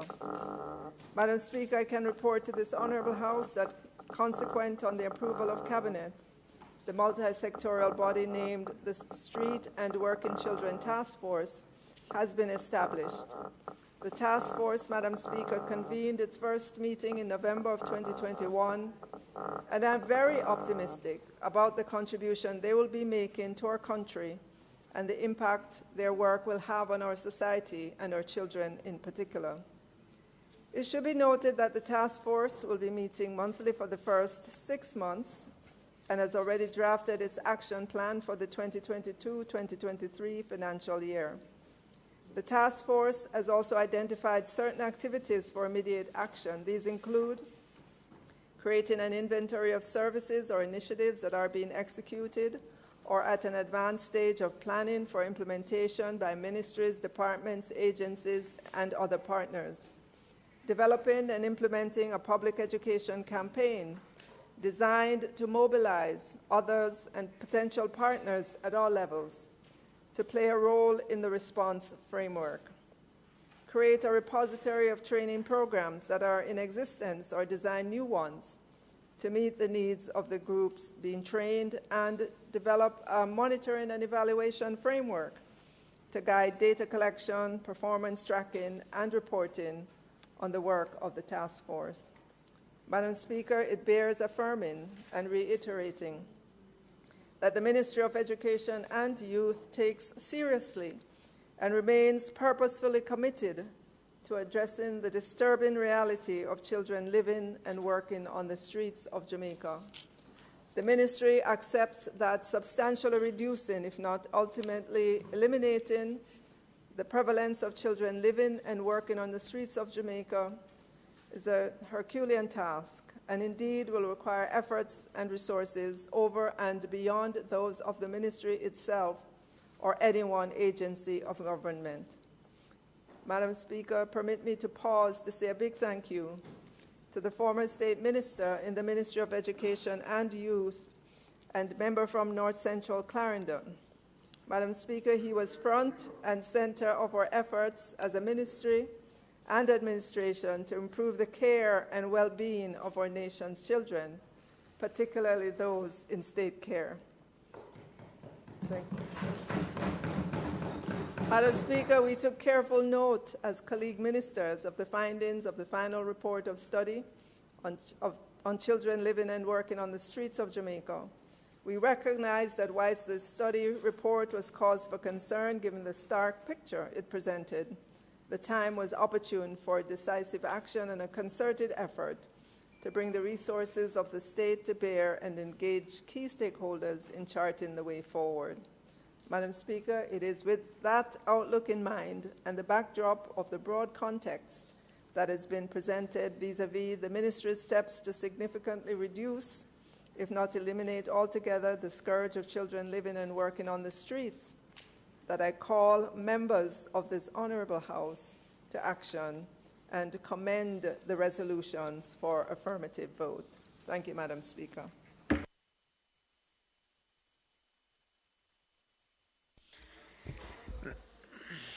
Members, the question before the House is that motion, notice of which was given earlier, be approved. Those in favour? Those against? The ayes have it. The motion has been approved.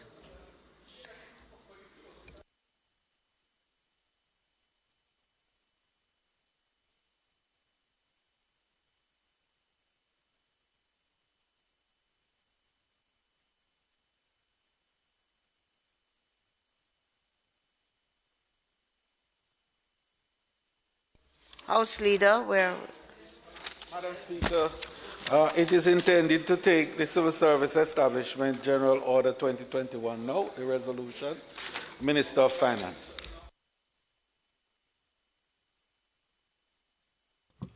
Madam Speaker, in accordance with the Civil Service Establishment Act of 1976 and the Civil Service Establishment General Order, the Civil Service Establishment General Order 2020-21 has been prepared and is presented to indicate changes to the Civil Service Establishment General Order of 2020.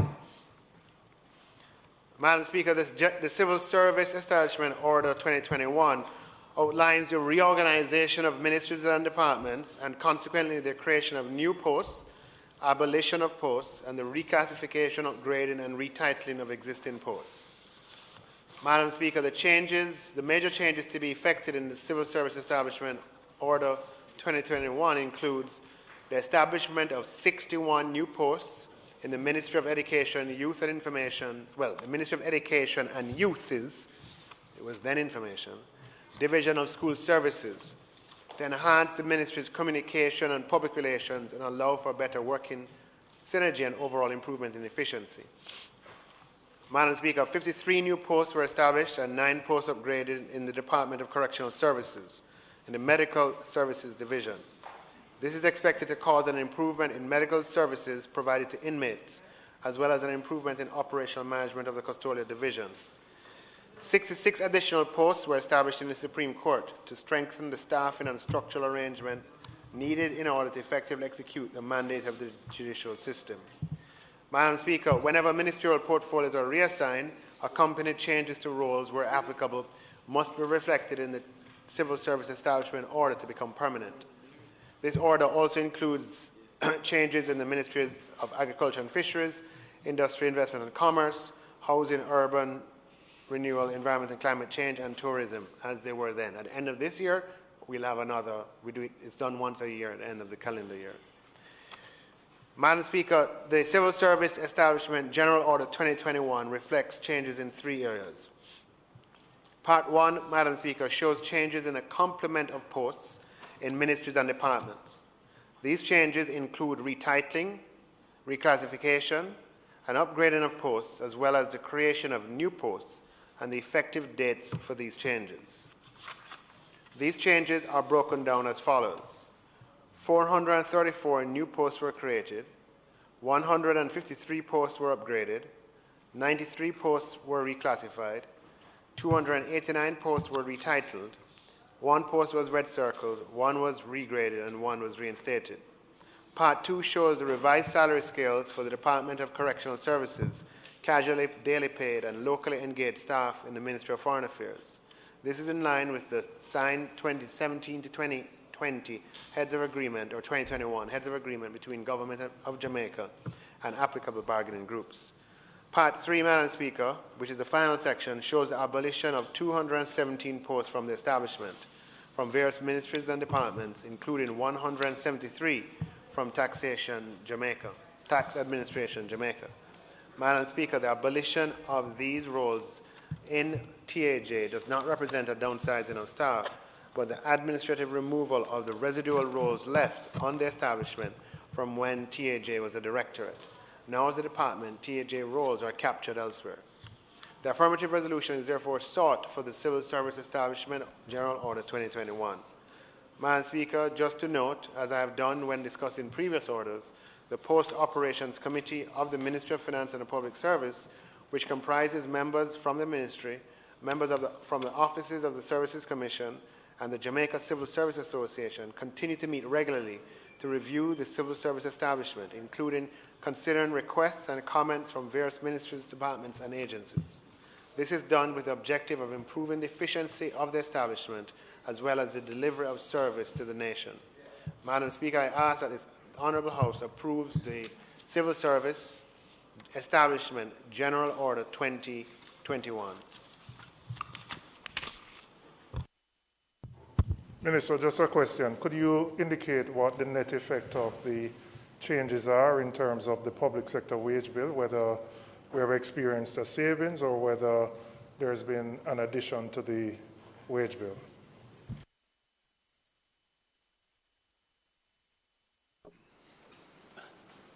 Minister, I would also ask, in view of the reclassification exercise, which is to start in earnest in April, after preparatory work have been done already, and our desire to have a world-class public sector able to attract the talent it needs to deliver the services that the people of Jamaica need from the state. Is it your anticipation that the reclassification can be successfully executed within the context of the 9% of GDP cap that exists in the fiscal responsibility framework, which was introduced as part of the original IMF program? Or do you think that there may need to be some review of that particular metric? Thank you, Madam Speaker. Thank you. The response to the first question, the changes will be marginal in the overall. The wage bill is 240 billion over on average, thereabouts. The changes here will be, a few.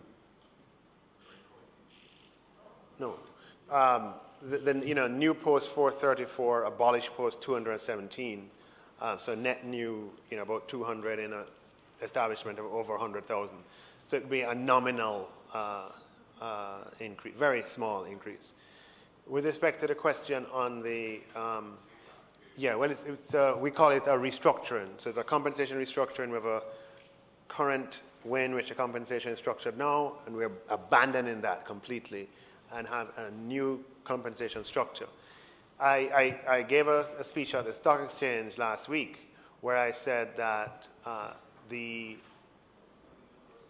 this will have the impact of increase in the wage to GDP ratio, which will take us, quite a bit outside of that band. We were outside of that band in 2020 because of the crisis, and in 2021 the economy is recovering, but still outside of that band.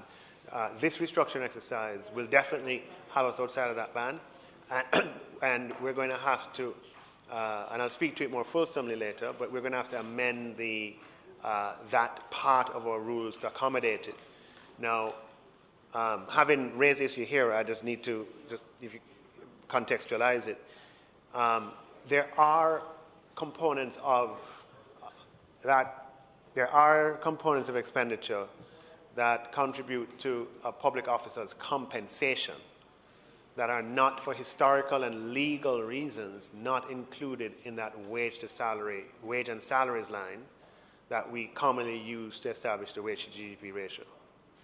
In the restructuring exercise, we aim to tidy all of that up, and anything to do with compensation will be in someone's salary as opposed to being in different places. There are certain allowances, for example, that are not legally and historically recognized as wages and salaries. So for that reason alone, there has to be a redefinition. But with the expansion that we expect, that would be another reason why that ratio is going to go up. And it's going to be important, however, that over the medium, if it stays up indefinitely, then that is a problem, right? Because it means less resources for invested in the people of Jamaica, the 2.9 million others, right? So we have to find ways through investing in technology and pursuing efficiency, and obviously from the growth of the economy and so on, for that to come into a new level over the medium term.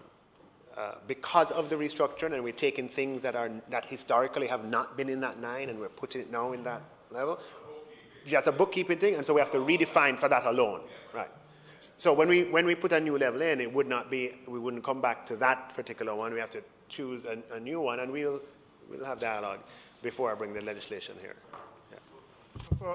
A follow-up on this question. In terms of process, what is the engagement with the different public sector bargaining groups in terms of this restructuring? And what is your anticipation in terms of a time frame to complete it by? Oh, this is an early kickoff on it. I'm happy for the opportunity. So the compensation restructuring, we are able to contemplate it due to the fact that the public sector bargaining units entered into a 4-year wage agreement the last time around. 2017 to 2021, obviously signed at different periods within that, 2018 and 2019.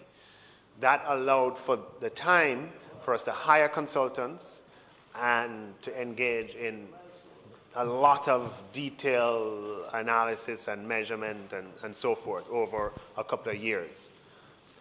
So I want to acknowledge that up front, that we're able to do this because the public sector bargaining units had the vision and the foresight and the confidence to invest in this period by agreeing to a 4-year wage deal. Now, what we are planning from here on is we'd have had a meeting last week with all public sector bargaining groups where we would have given them an overview of what is to come.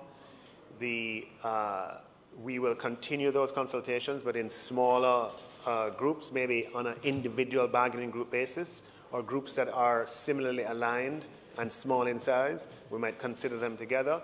We'll speak to members, get parliamentarians together, get whoever is paid, whoever can be considered a public servant. We intend to reach out with information and to engage in some kind of, to engage in ensuring people understand the principles behind the restructuring and what to expect. The budget that will be tabled will anticipate this.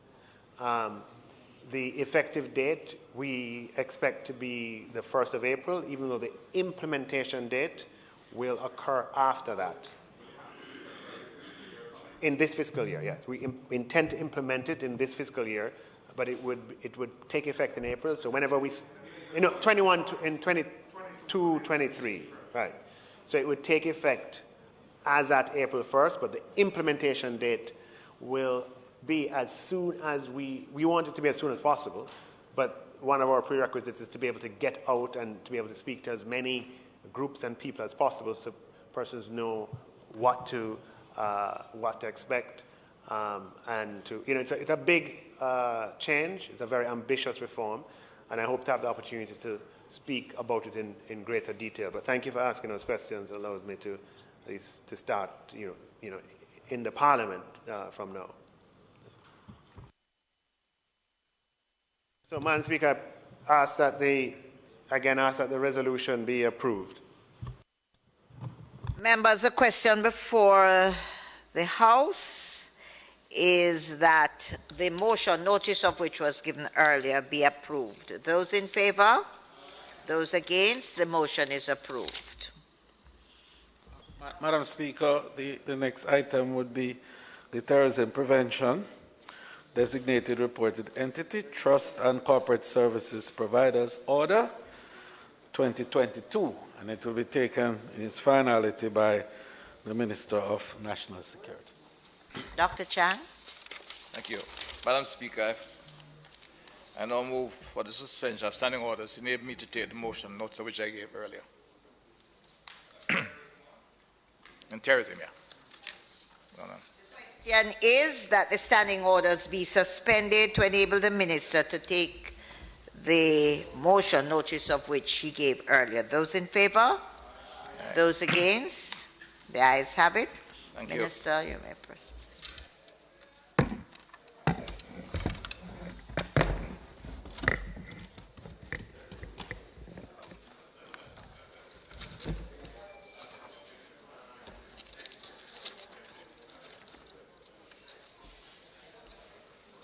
Madam Speaker, the government continues to take steps to strengthen the country's internal mechanism to combat criminality of all forms and at all levels.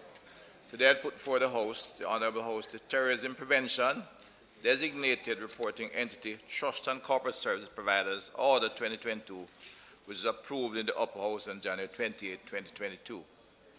Money laundering and the financing of terrorism are threats to our financial sector that we must address with a sense of urgency.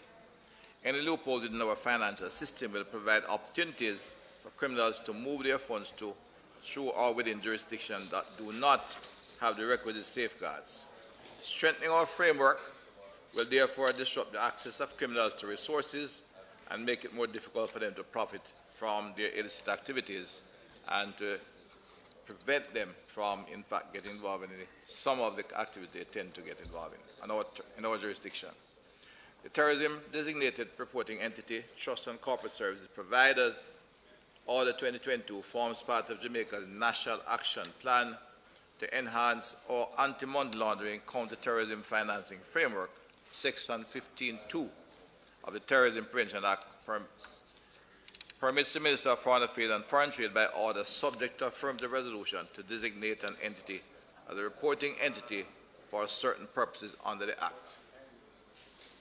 Section 14 of the Terrorism Prevention Act provides that an entity will be classified as a listed entity if it is designated as a terrorist entity by the United Nations Security Council, or if the Director of Public Prosecutions has reasonable grounds to believe that the entity knowingly committed or participated in the commissioning of a terrorism offense or is knowingly acting on behalf of, at the direction of, or in association with an entity so designated by the United Nations.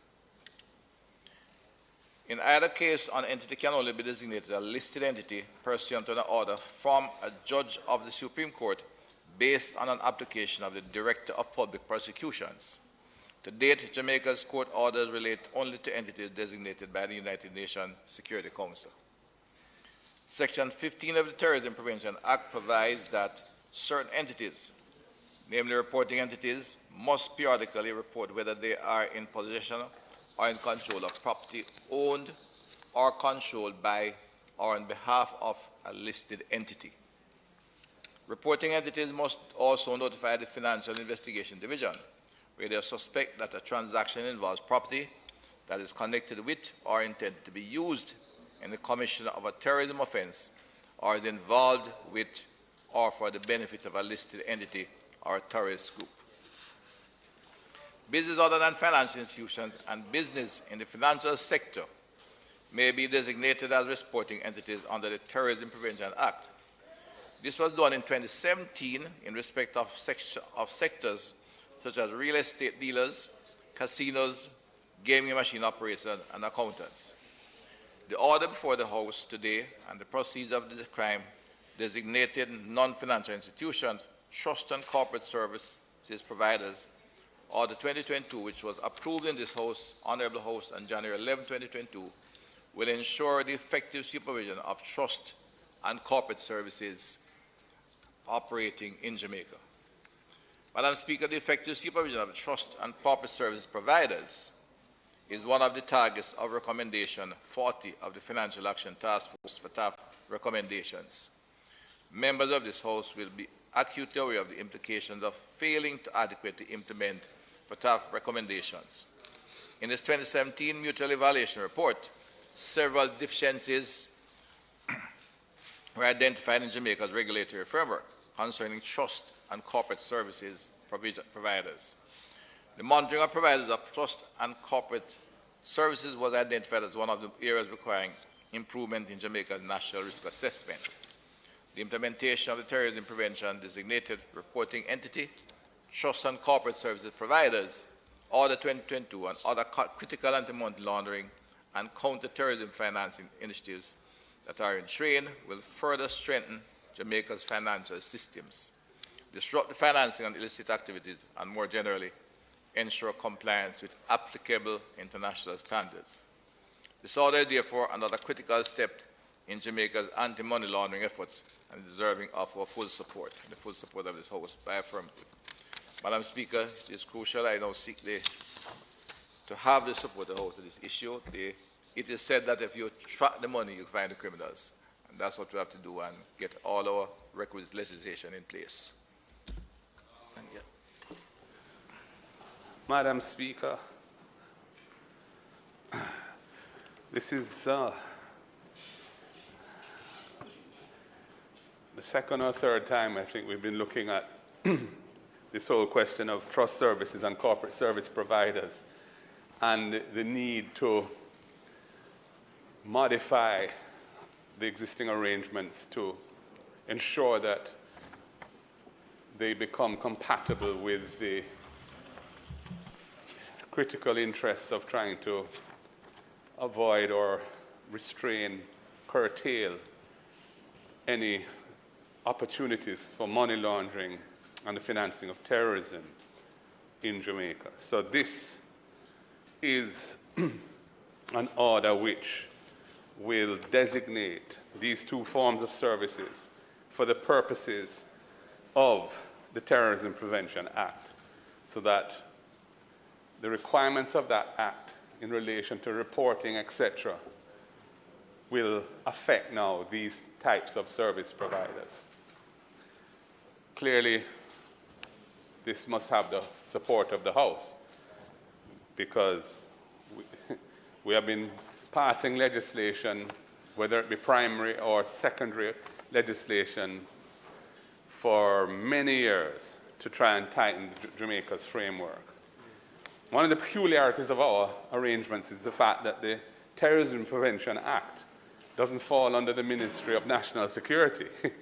I mean, logically, you'd have thought that legislation to do with fighting terrorism should come under your national security apparatus, but for some historical reasons, it falls within the Ministry of Foreign Affairs and Foreign Trade. That is not a new arrangement. That has been the case for successive administrations, but it is rather unusual.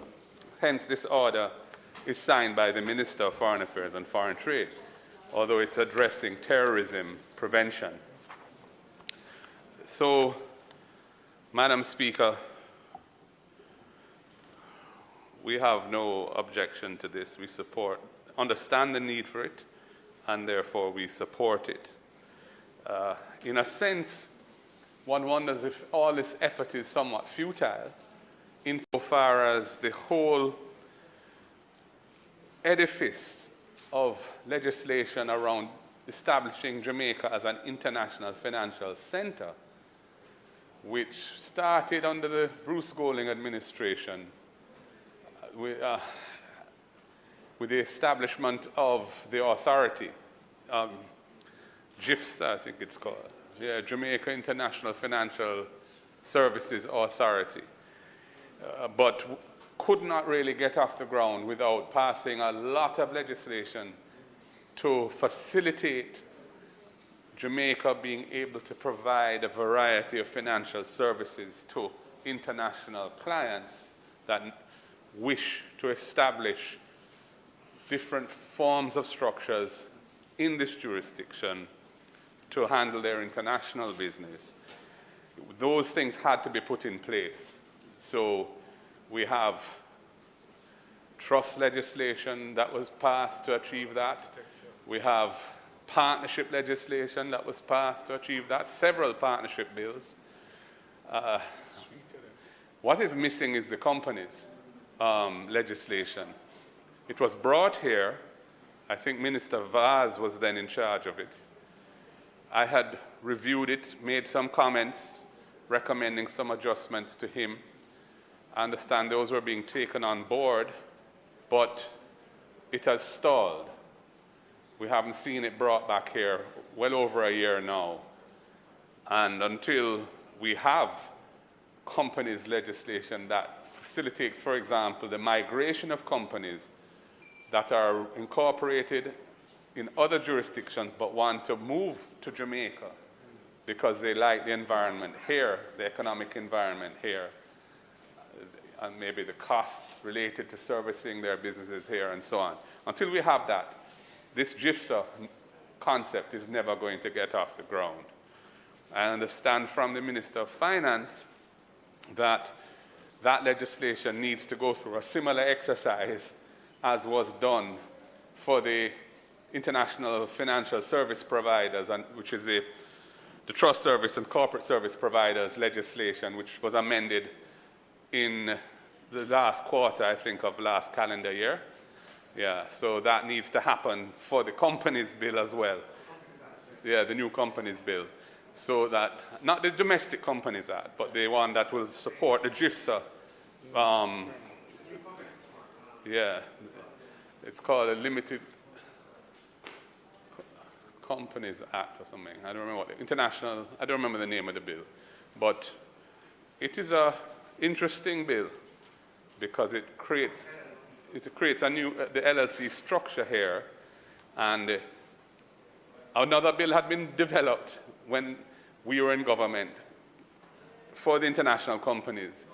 It had drawn, and GIFSA has been a real mover and shaker in getting these things, but they had used they had drawn on several different jurisdictions to provide different components to that bill. And I thought it was too complex, and it was very difficult to, it didn't have a cohesive feel to it. So I wasn't surprised when the decision was taken to proceed with another approach, which was the LLC approach. But, we're still waiting on it. I don't know what the future of GIFSA is. Most international financial centers, or many of them in small island states, really originated as a place for tax purposes. People would establish and entities there, whether it be trusts or companies or what have you.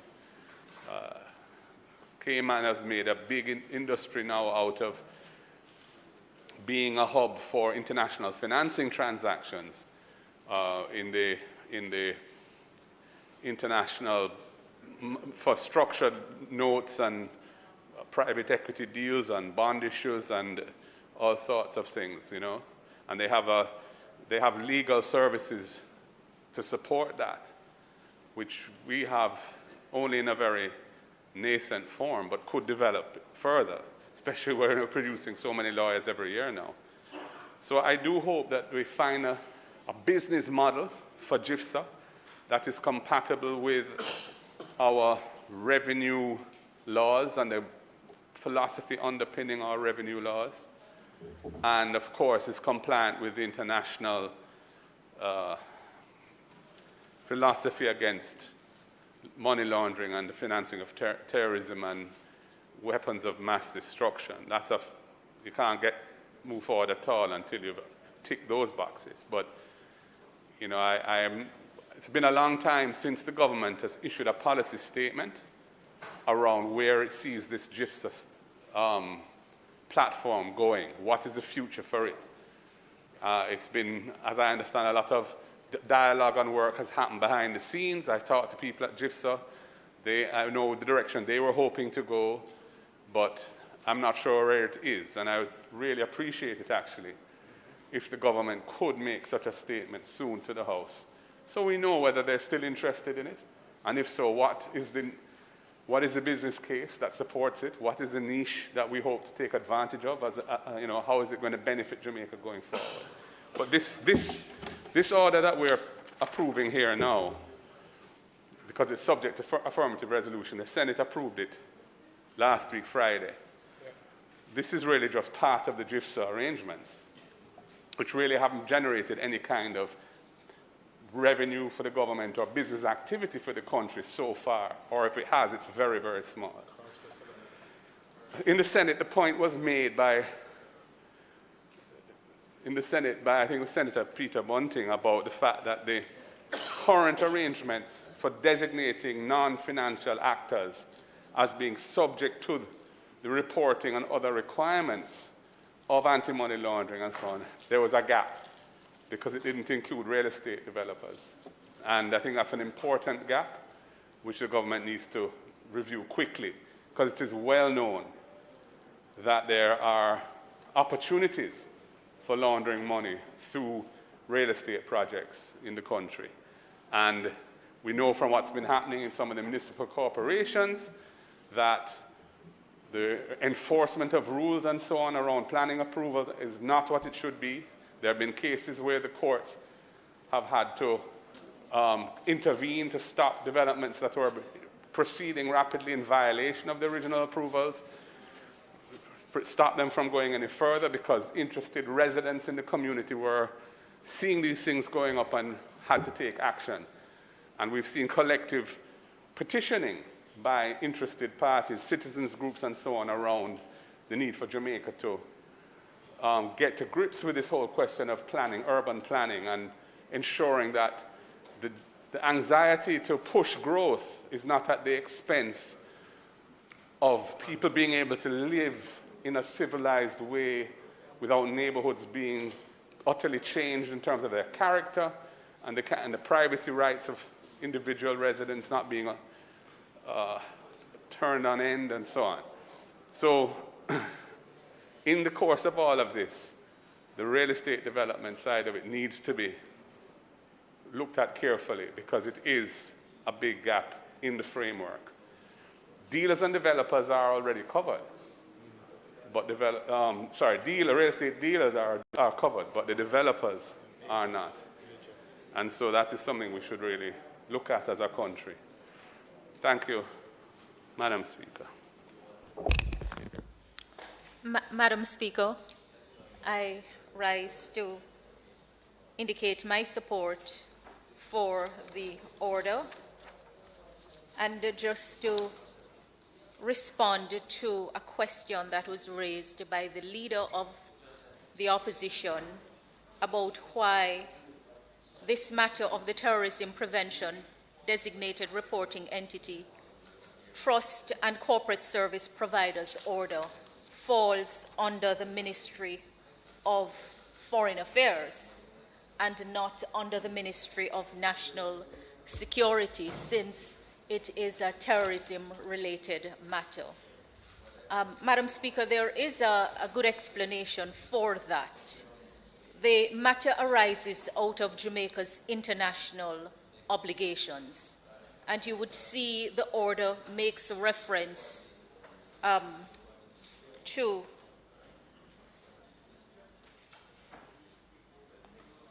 well, it arises out of Jamaica's international obligations, Madam Speaker, and there is an important distinction in respect of international obligations. There are some countries that are regarded as monist, where international law apply directly in their national law.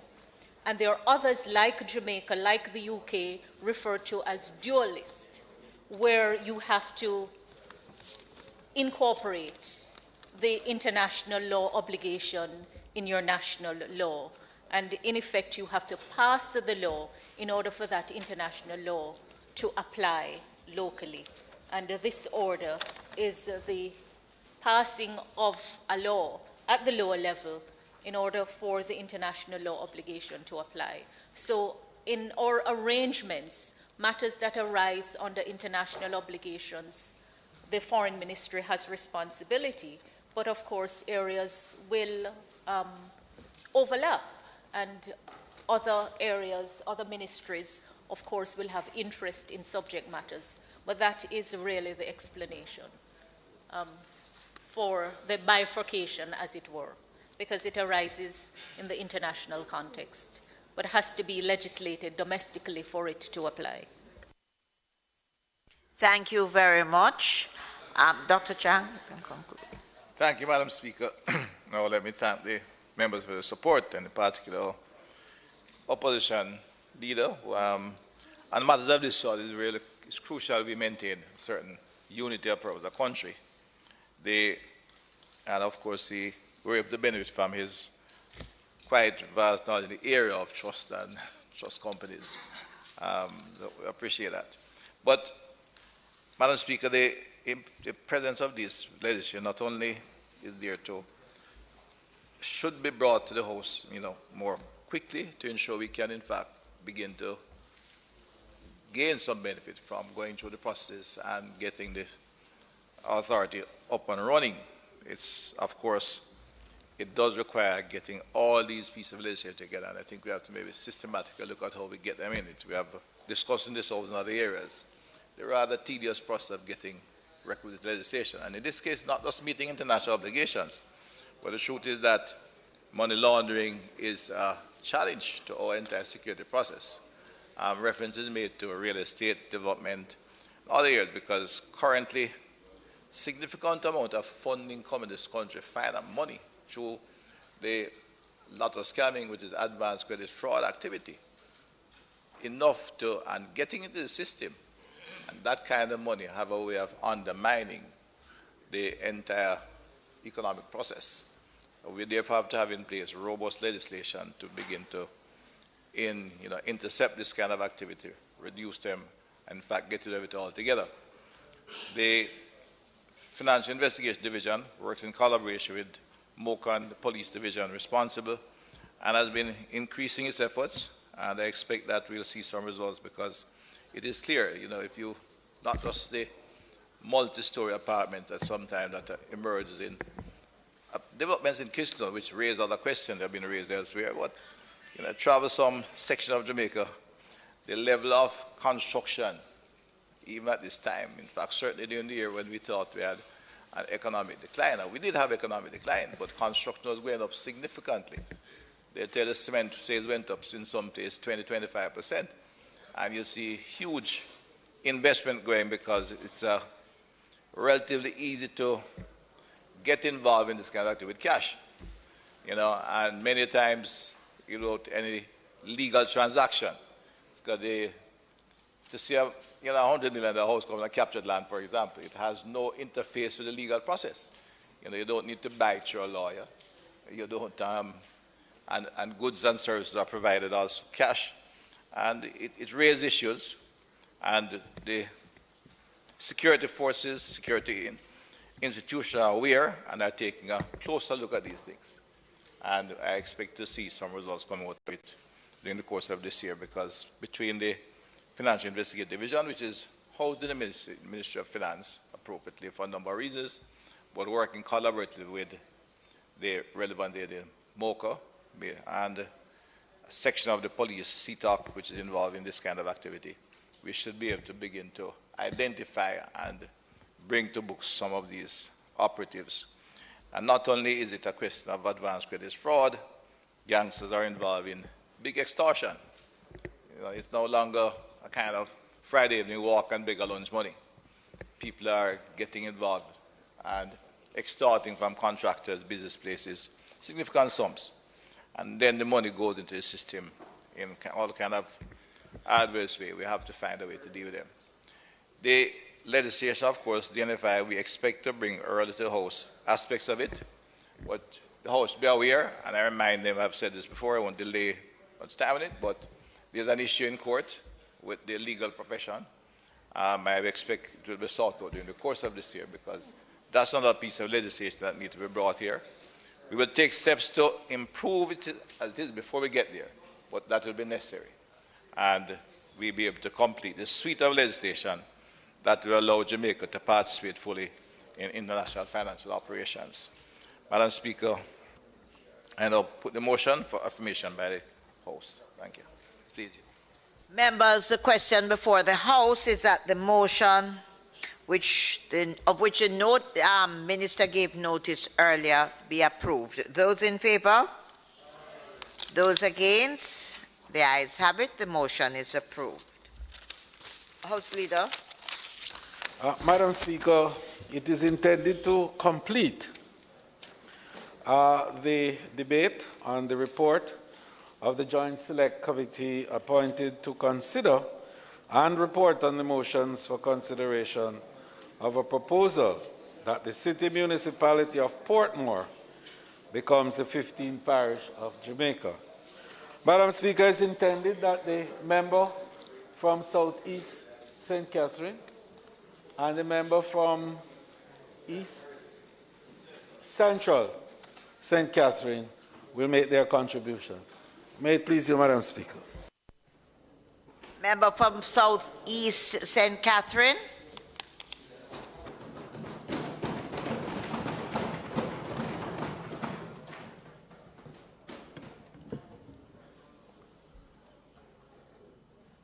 Madam Speaker, I rise in support of the motion for Portmore to be the 15th Parish of Jamaica.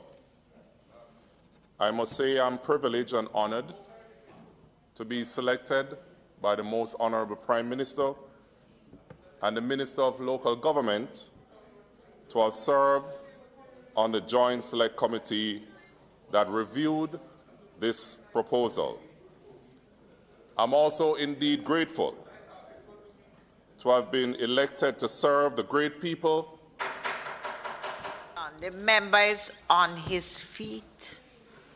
Can't hear him at all.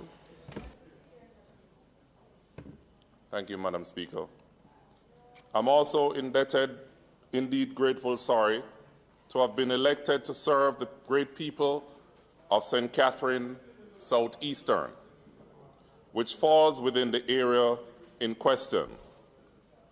We have had some robust discussion, Madam Speaker, and held 2 hybrid town hall meetings with the citizens of the great Portmore municipal city on the 22nd and the 29th of July 2021, contrary to what is said by my colleague member from South St. Catherine.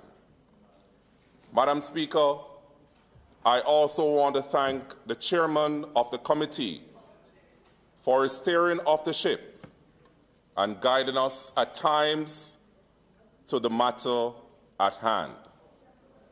The Most Honorable Prime Minister and the Minister of Local Government made the right choice by selecting Dr. Andrew Wheatley to chair this committee. Sir Wheatley, thanks for your leadership and insight. Madam Speaker, Portmore is dear to me. I lived and schooled from the area and currently serve the area. Madam Speaker, it's no secret that Portmore is the largest dormitory community in the Caribbean with a wealth of human resources experts in any field you can think of. During 2020, Madam Speaker, I observed the lockdown that was placed on St. Catherine from 5 a.m. Wednesday, April 15th to 5 a.m. Wednesday, April 22nd. Madam Speaker, the entire country came to a halt because businesses in Clarendon, Kingston, and St. Andrew in particular could not operate because employees could not leave the vicinity of Portmore. Madam Speaker, it's time for the people of Portmore to get their own independence and run their own state of affairs. Madam Speaker, now is the time. Madam Speaker, I've heard the argument about why rushing Portmore parish status. Why is it that Portmore deserves to be a parish? My argument to those questions are, why not? Why not giving the people of Portmore the parish status that they deserve? I have had many discussions with my constituents and residents of Portmore, and for the most part, they want Portmore to be the first parish that we select as a people in this our 60th Jubilee year of our Lord Jesus Christ. I have heard the arguments, Madam Speaker, that before Portmore can become a parish, we need a market, a cemetery, a hospital, we need this and we need that. The reality is, Madam Speaker, Portmore does need a proper market so the soon-to-be parish can be more organized compared to what stands now all over the place. No doubt, a hospital is needed, and that is why the Most Honorable Prime Minister has committed Portmore as the next location for a hospital earmarked for St. Catherine. Madam Speaker, those amenities are indeed needed and are critical to the residents of Portmore, but their current absence does not prevent or present a legal impediment to Portmore becoming a parish.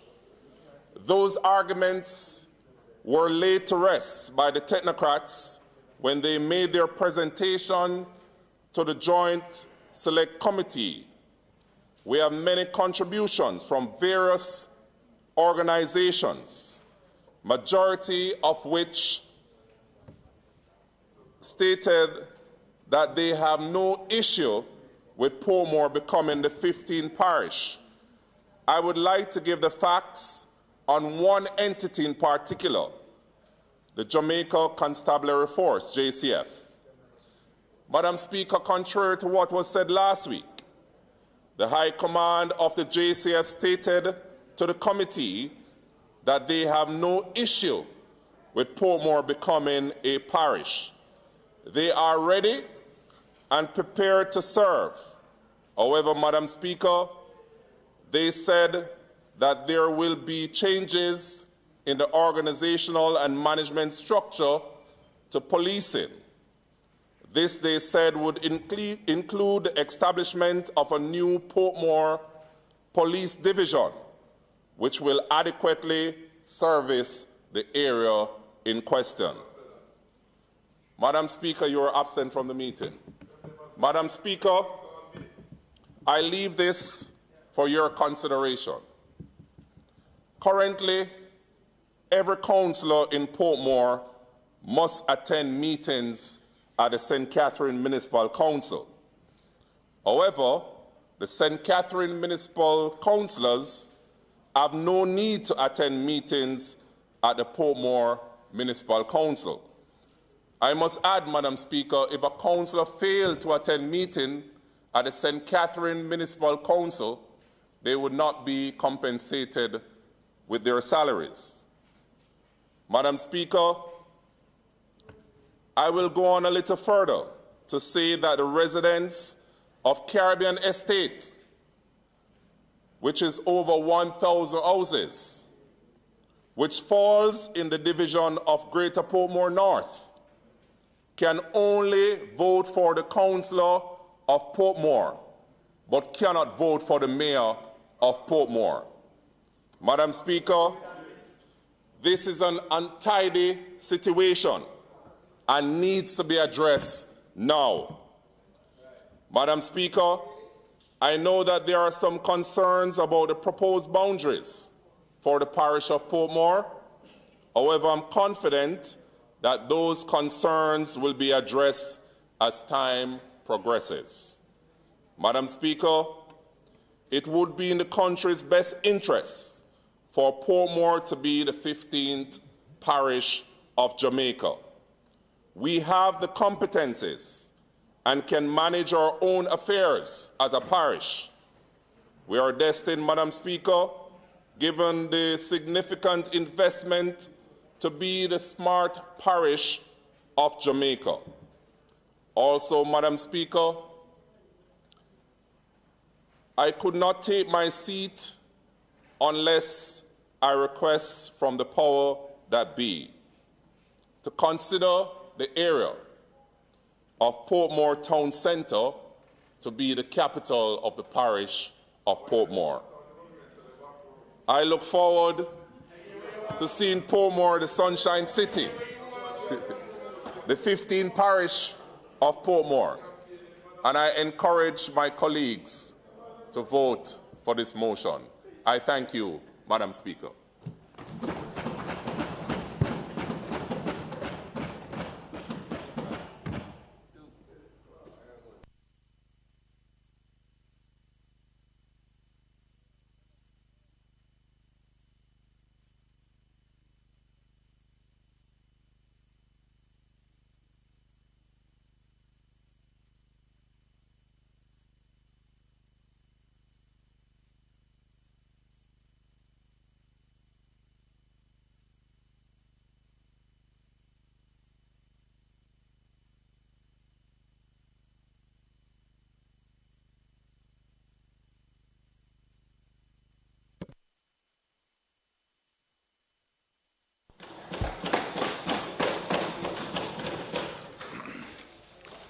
If it so pleases you, Madam Speaker, I wish to make my contribution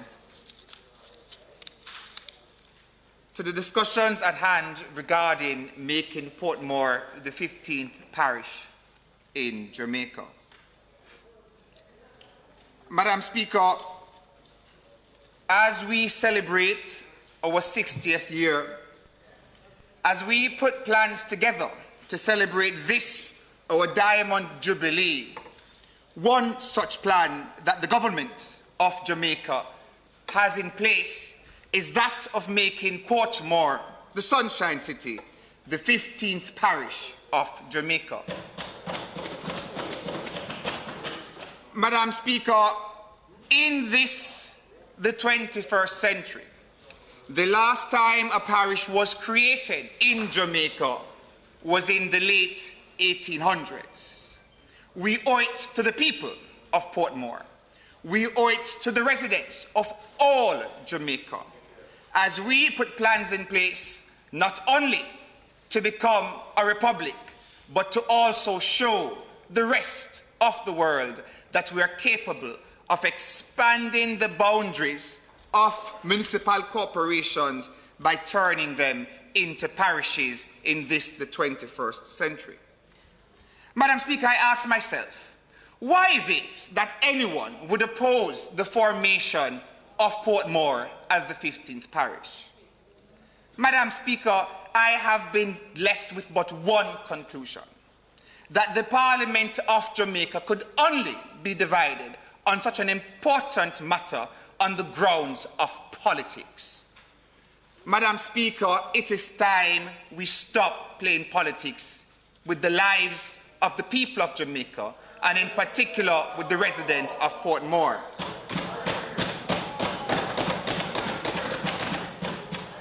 Madam Speaker, in 2003, Madam Speaker, long before 2022, discussions were had by the former Mayor George Lee and others who spoke of Portmore becoming a parish. The only difference, Madam Speaker, in 2022 is that the discussions are now being chaired by members of the Jamaica Labour Party and the Prime Minister of Andrew Holness. That is the sole difference, my lady. My lady, in discussing whether Portmore will become a parish, it is important that we note that the parish of Portmore will not be stuck in the pipeline of neglect and poverty, Madam Speaker. We will proceed. Madam Speaker, Portmore, while small in comparison to some parishes, is larger than at least 8 other parishes. Portmore, while small in terms of size, my lady, is still larger than several other parishes when one considers the numbers of residents as well. My lady, as has been said in previous discussions, members from the Ministry of Health, Ministry of Local Government, Ministry of Labour and Social Services, my lady, all have indicated that there are no set requirements that must be in place before a parish can be created. My lady, we have already given the commitment as a government that the hospital will be built in Portmore. We have seen, my lady, and I have, my lady, when one speaks of infrastructure development, my lady, I can speak personally to the plans in place to develop the roads and highways in Portmore. Just last month, I met with Mr. Downer and Mr. Hunter and the team at the NWA. And my lady, we discussed the dualization of Grange Lane, which is scheduled to commence in March 2022 and completed in December 2022. We discussed the new access to Portmore from the Mandela Highway and the dualization of a part of the Municipal Boulevard by Dyke Road to Grange Lane. My lady, that will also include bridges being constructed over the Rio Cobre and Dyke Road as a wonderful state-of-the-art overpass to enter the parish of Portmore.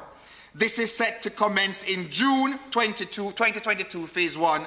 Phase 2 set to commence in September 2022. Madam Speaker, we also discussed the dualization of Brayton Road and part of the Hellshire Main Road leading from Niagara Heads to East Mid Street. This is scheduled to commence May 2022 and completed in September 2023. And, my lady, discussions are also underway to discuss the dualization of the Brayton Parkway, in particular as more and more development comes to Portmore. So, my lady, not only are we planning to make Portmore the 15th parish, the requisite infrastructure is also being discussed to make Portmore the epicenter of St. Catherine. My lady, the people of Portmore want a parish status. We've had several consultations. In fact, my lady, all of the consultations showed a majority view that Portmore should become a parish. My lady, there were less than 5 distinct groups who opposed Portmore becoming a parish, with more than 20 distinct groups indicating definitively that that we must become a parish. Consultations were held by way of Zoom, this being the age of technology. And again, my lady, I found it fitting that we spoke and did consultations via Zoom, more so as the Prime Minister himself has indicated that Portmore will become a smart city, a city of technology. And so our residents in Portmore, they logged on to the prosperity. They logged on to the message of moving Portmore forward, and they gave their opinions via Zoom, my lady. Persons wrote several articles in the newspaper. Persons submitted detailed emails and reports.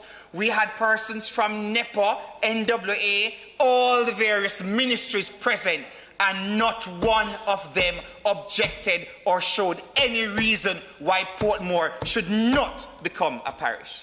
In fact, my lady, my sole disappointment in sitting on the committee was that the discussion to move Portmore along the lines of becoming a parish came from one set of individuals who sit in either in the Senate or the House of Representatives representing the opposition, my lady. And it is for that reason why I indicate that we must not delay the prosperity and progress of Portmore.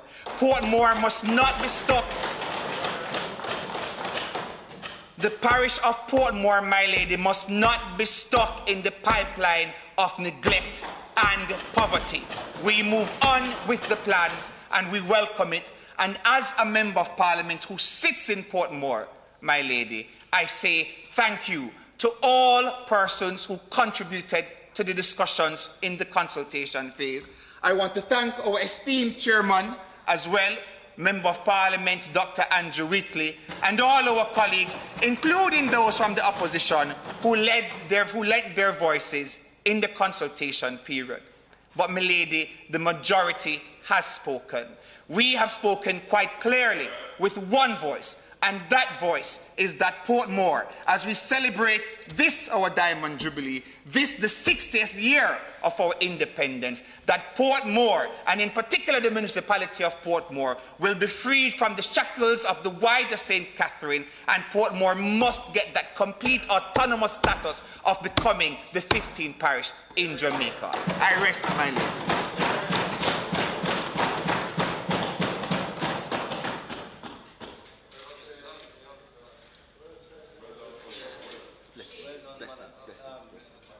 Why, thank you, Dr. Whitley. Appreciate it. Good, sir. Cheers.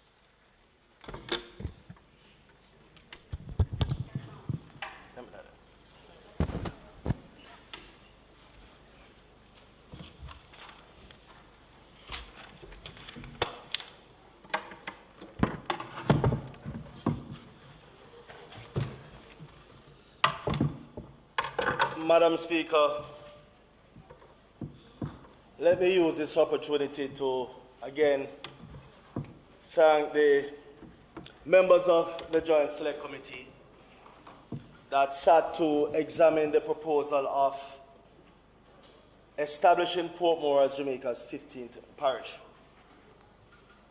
I must also thank, Madam Speaker, the persons who participated in the process. We had a number of government agencies and ministries. But more importantly, Madam Speaker, I am very pleased that we exhausted the whole process of consultation. In 1867, when the current 14 parishes were established, it was done by a simple process by the then House of Assembly of demarcating areas within Jamaica as parishes and at the same time marking out boundaries for parish capitals. That was pre-independence, Madam Speaker. We as an independent nation, for the first time, have the opportunity of establishing a parish. In 1867, Madam Speaker, Jamaica's population was around 95,000, mostly slaves. Today, we are looking at an area that is being proposed as Jamaica's 15th parish, with over 200,000 persons living within that area. Madam Speaker, we are going to celebrate 60 years of independence this year. It is only fitting, Madam Speaker, that we should emancipate the people or persons living within Portmore. Give them full autonomy, Madam Speaker, to make decisions pertinent to themselves and the governance of that area. Madam Speaker, I want to use this opportunity to remind this House of what actually took place during those deliberations. In fact, Madam Speaker,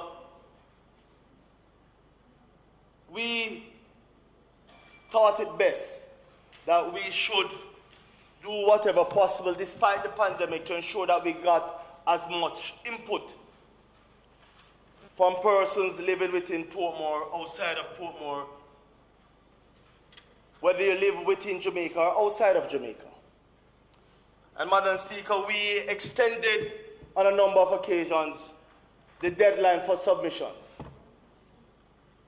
We utilized the available technology to ensure that we had maximum participation. And Madam Speaker, the general consensus after exhausting all the opportunities is that Portmore should be Jamaica's 15th parish.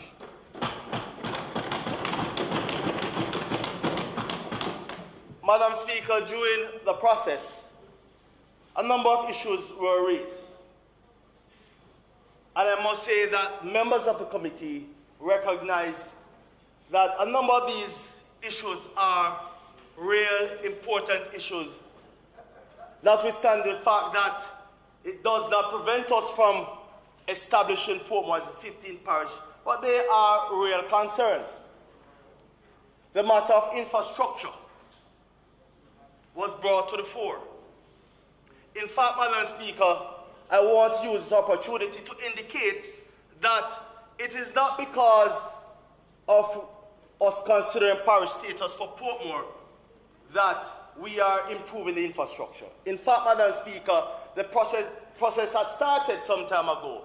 When you look at the dualization of the Port-Endiston Road, and in fact that already in the pipeline, the continuation of that dualization all the way along Brayton Boulevard up to Elshire was already in train. But Madam Speaker, we recognize that as a new parish and as a responsible government, that we have to do more than that, Madam Speaker. In fact, the whole matter of addressing congestion in Portmore was already being addressed. The National Work Agency came and gave us a report that highlighted the programs that are in place and programs that have already started that will improve the traffic congestion in Portmore. And so, Madam Speaker, the dualization of the George Lee Boulevard, the areas as outlined by the member from East Central St. Catherine, along Grange Lane, the entrance into Portmore in the vicinity of Caymanas, the dualization of what we call I-95, those of us who are familiar with Portmore, or more officially called Portmore Boulevard, will also be dualized. Infrastructure, Madam Speaker, as it relates to providing adequate health care facility, is a real concern, notwithstanding, again, Madam Speaker, the fact that it is not a prerequisite for parish status. But we, being the caring government we are, Madam Speaker, made a commitment to establish the next hospital that is being planned for St. Catherine that it be placed in the new parish of Portmore. That was a commitment given by the Prime Minister, Madam Speaker, and that is a commitment that will be carried through. Madam Speaker, you know, I'm sure that persons in Portmore, the different members of Parliament and councils will want the parish capital to be in their jurisdiction. Madam Speaker, it is not a new feature that the entire parish be classified as the capital. Kingston is the perfect example, Madam Speaker. And I believe that all three members of Parliament and the councillors in Portmore will agree with me that it's best for us to follow the path of Kingston to ensure that we don't have any contention that, you know, the parish of Portmore should be Portmore. And in fact, Madam Speaker, the mayor of Portmore, I'm sure, whether it will be a new mayor for Portmore, which more than likely it will be the case, that that person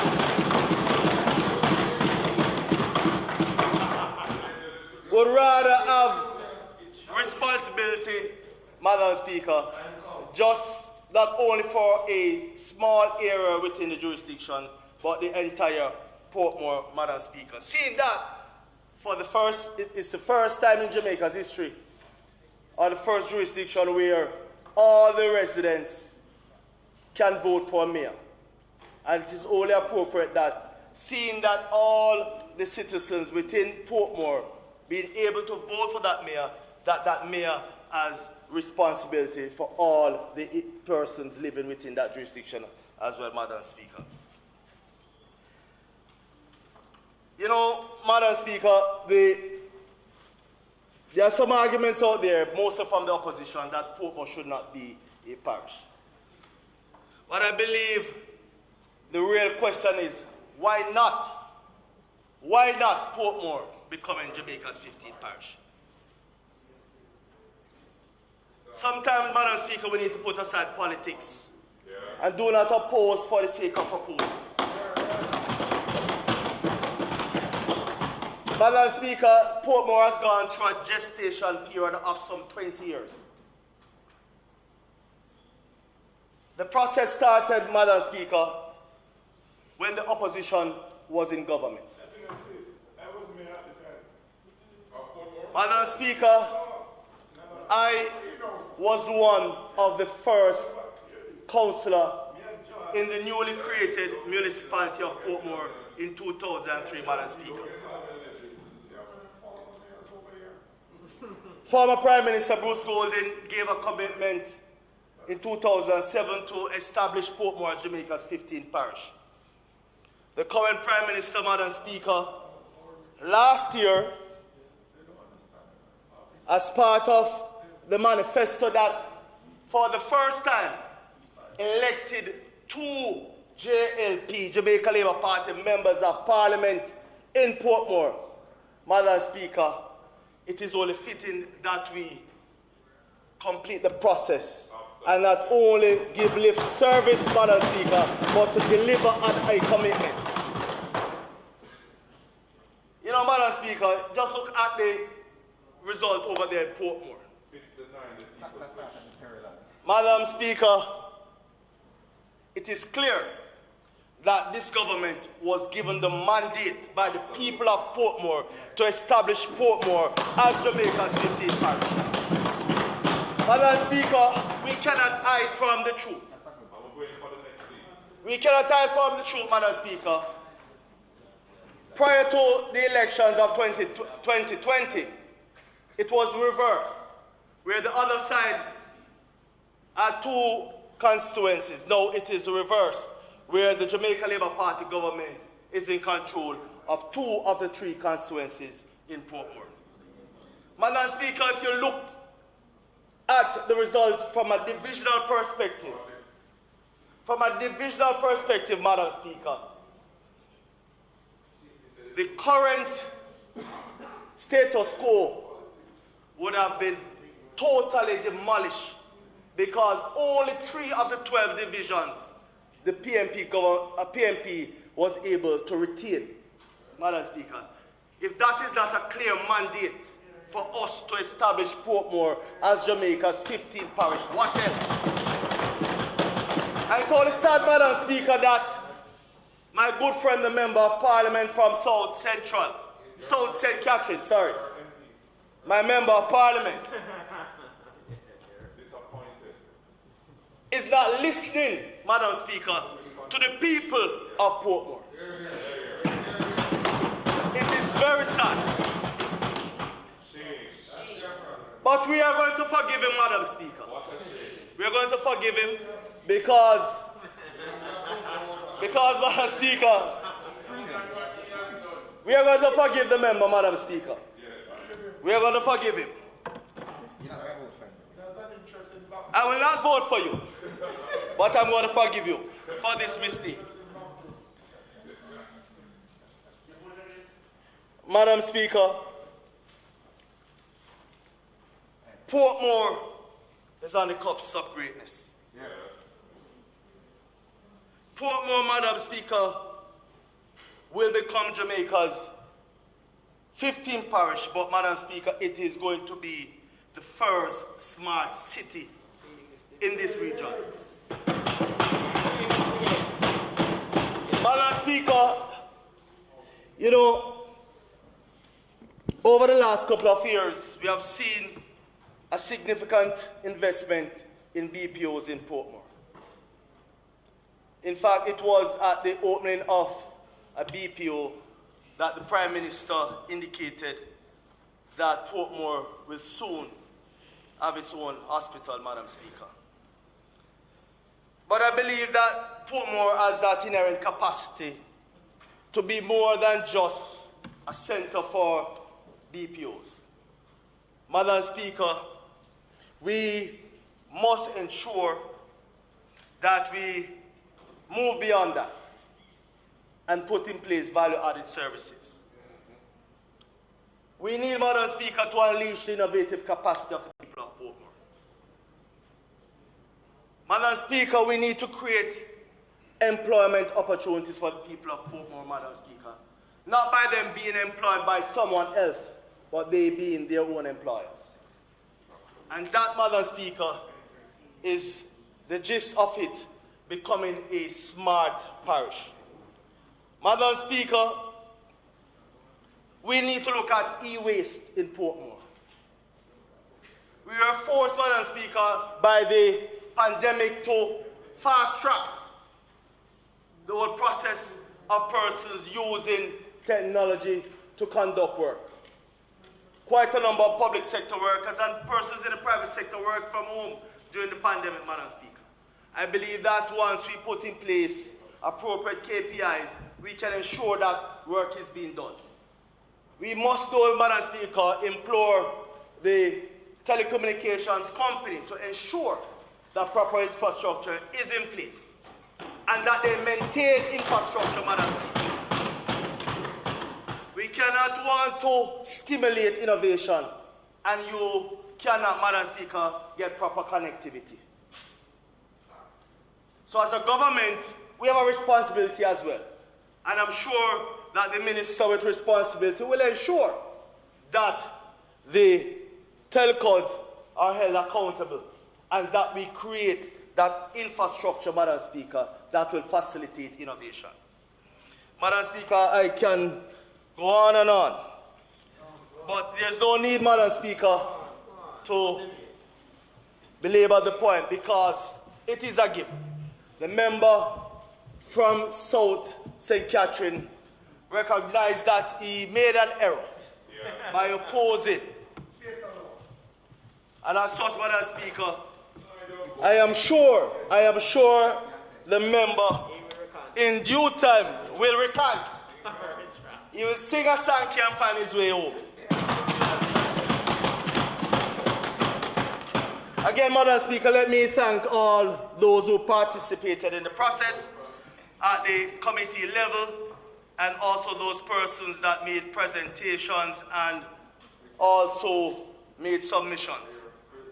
Madam Speaker, the concluding statement from that report, Madam Speaker, spoke to the agreement or the general consensus by the majority that Portmore should be named Jamaica's 15th parish.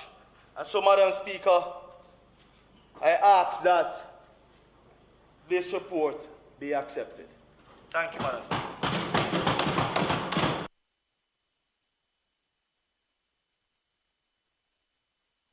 Thank you very much, Member Wheatley. The question, therefore, before the House is that the motion be approved. Those in favour? Aye.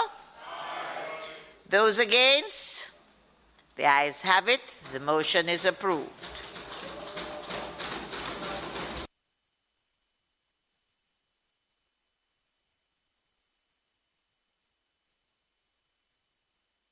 House Leader. Madam Speaker, the normal procedure that follows such a resolution being accepted by this Honourable House is that it then be conveyed to the Executive for appropriate action. And I think that the Minister of Local Government, in whose portfolio area this matter would fall, has taken note of the outcome of this Honourable House today and will no doubt make the appropriate steps when the matter is put before the Executive. Madam Speaker, I now beg for a recommittal of the notices of motions given orally to allow me to deal with a matter of routine importance. The question before the House that there's a recommittal of the item, notices of motions given orally. Those in favour? Those against? The ayes have it. Madam Speaker, I beg to give notice that at the next meeting of the House, I will move.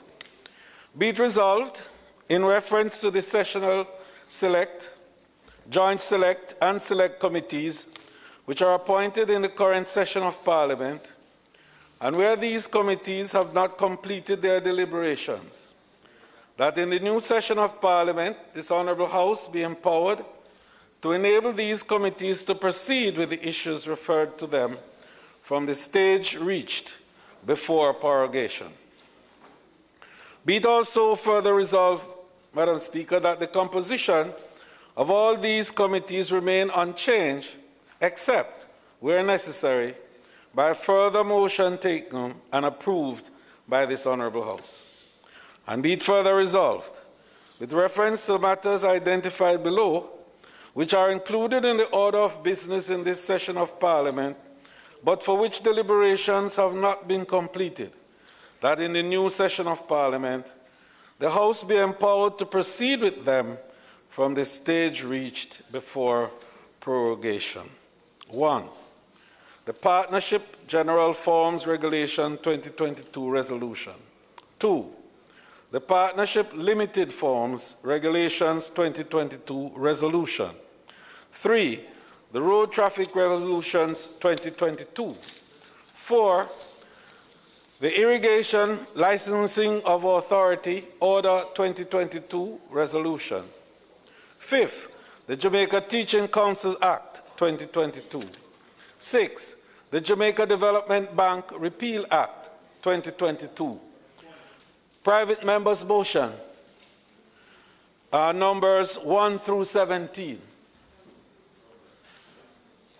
Madam Speaker, I further beg to give notice that at a later stage today, I will move for the suspension of the standing orders to enable me to take this motion.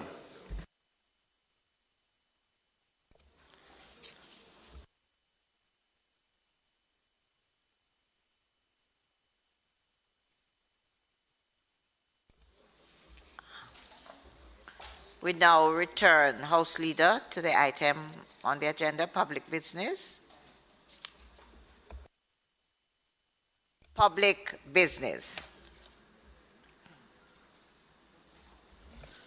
Madam Speaker, I beg to give notice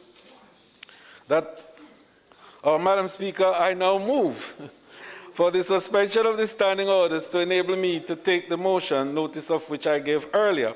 But indeed, Madam Speaker, to indicate that in pointing out the motions to be carried over, that the sequence that I indicated would have been broken because motion number 11 and 15 would not be carried over into the next session.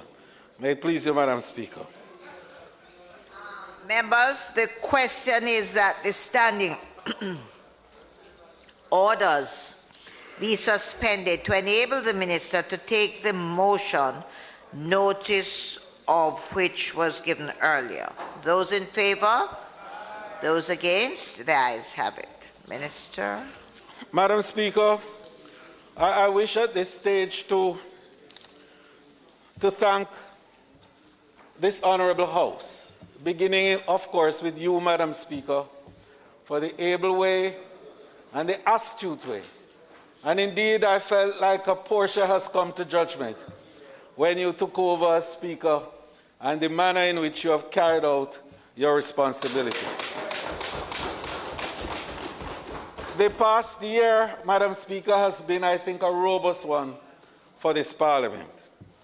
And while commending you and the Clerk of the House, our new Clerk, and in this session, we had the good fortunes of indeed recognizing Ms. Curtis as our new Clerk, succeeding our former Clerk, who we commended for the great work that she did during her tenure. Her staff and the team of this Honourable House, the manner in which they acquitted themselves and the essence of this kind of commitment to duty was a shining example, I think, of public servants in our country, and we want to commend all of you and thank you very much. Madam Speaker, we spoke of how robust the activity for the year has been, and I'm very pleased to report that we had 56 sessions of Parliament this year. And we had an attendance record of 77.3%, which records among the highest attendance that we have had over time. Madam Speaker, we passed 26 bills, and we had 182 committee meetings of joint select and regular select committees.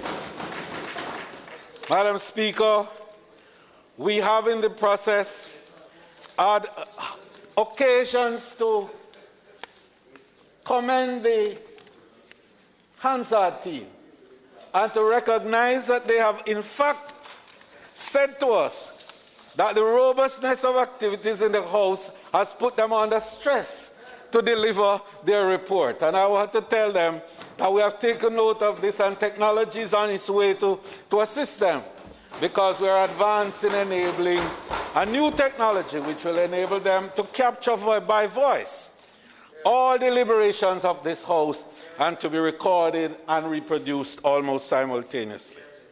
Madam Speaker, we close, therefore, this session recognizing that we gave full opportunity, not just for the appropriations budget to be fully examined, clause by clause, line by line, but also for a robust debate which ensued on both sides of this House.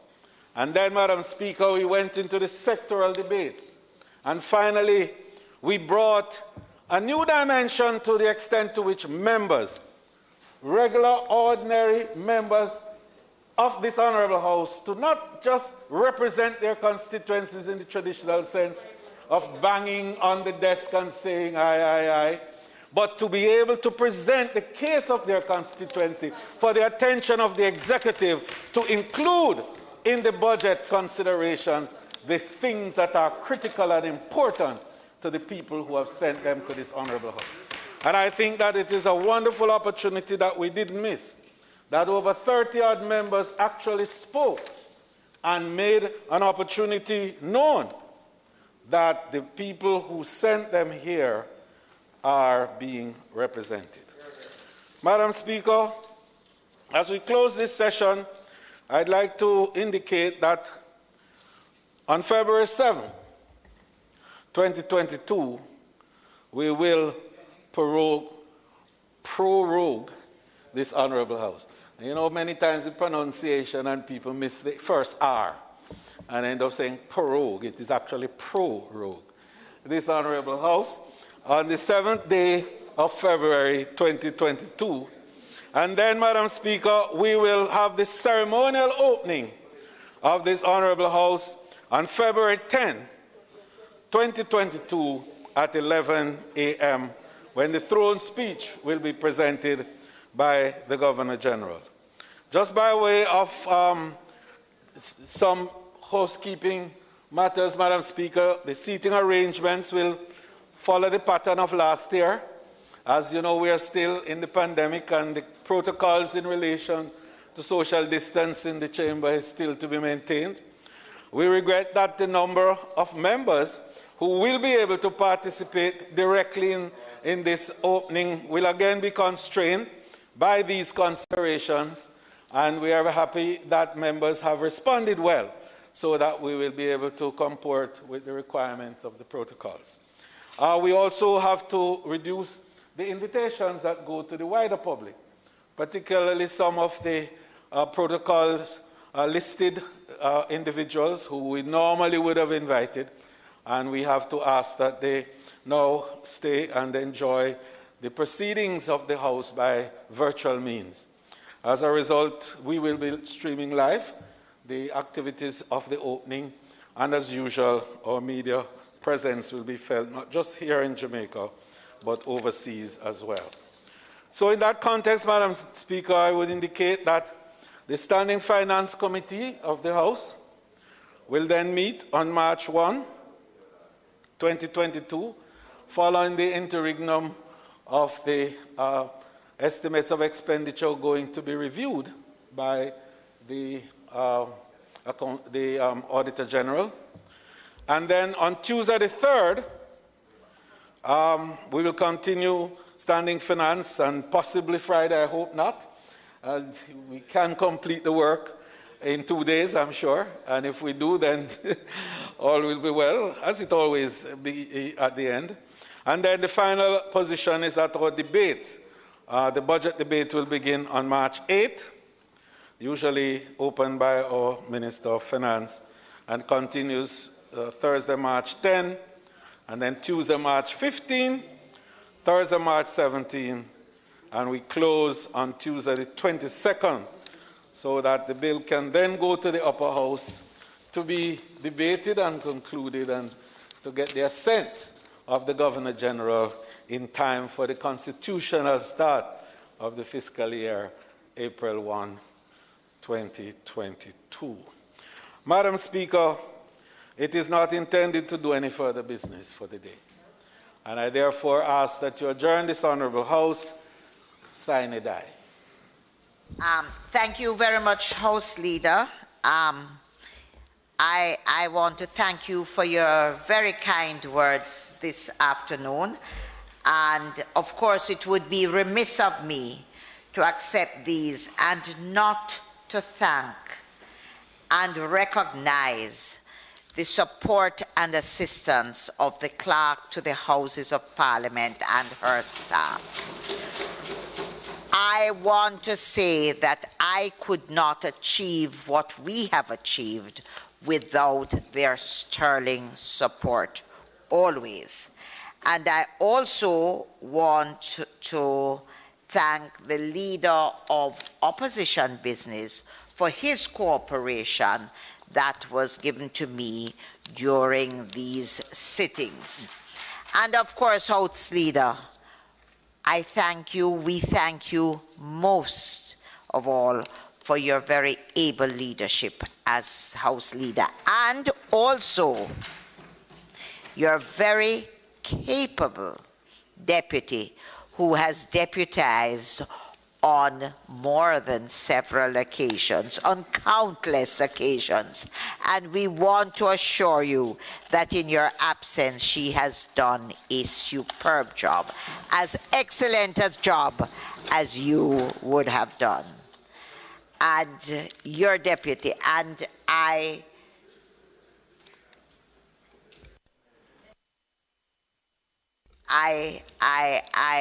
they say those closest to you, you leave for last. And I want this afternoon also to recognize the Deputy Speaker of the House, Mrs. Holness, who is as capable as I am, and who is here and always handles the business of the House in the way it ought to be. And I thank her very much for all. And members, I want to thank you also for your cooperation and to urge you, I really want to urge you that as part of her whole approach to the business of governance, that the Parliament must and will start at 2 p.m. in the whenever we sit again. So I'm telling you, I'm going to urge the ministers when they come with statements to come with a copy of their statements so that the opposition can be seized of what is said, and therefore they will be in a position to ask questions relevant to what you have said. Don't come and say they're coming 2 minutes and half an hour into the presentation. There's nothing. That's not good enough. I want to urge you and really ask us all as members of Parliament to be here promptly at 2 p.m. Thank you very much. Deputy. Thank you very much, Madam Speaker. Far be it from me to keep this House too much longer, but I wanted on behalf of the opposition to also express our gratitude and appreciation for the work that has been done, for the kind of bipartisanship that we have shown more often than not, for the excellent support more often than not. Don't force me. I also want to thank the Clerk of the House and the staff here at the Houses of Parliament for the kind of support that they have given to us in making sure that we can do the job that we have been tasked with doing here. I also want to say that 77% is not really very good in terms of, no, it's not. No, it's mediocre. It's better than where we have been, but we should not settle. Yes, but we should not settle. I believe that our task really is to come here and represent the people of Jamaica and to take care of the business. And so we should really have more than that. And I'm not casting blame either way. I'm talking about the... No. I'm saying all of us that are here as members need to do better. And it's something that I think we also have to learn to do as well. Not every criticism is a critique meant at you. It is at us. And we need to also remember that. I'm hoping that as we contemplate the prorogation of Parliament and look forward to the new session, that we really seek to lift the bar in all things, even on top of the strides we have made and improvement that we have seen, in particular in terms of starting on time, that will maintain, that we will continue to lift that bar and to strive for even further. I'm looking forward to the participation of all members as we actually move forward to our 60th year as a country, and that we will show in how we interact with one another and carry out the people's business that we too are maturing. Thank you. Thank you very much. With that said, this House is now adjourned. Sine die.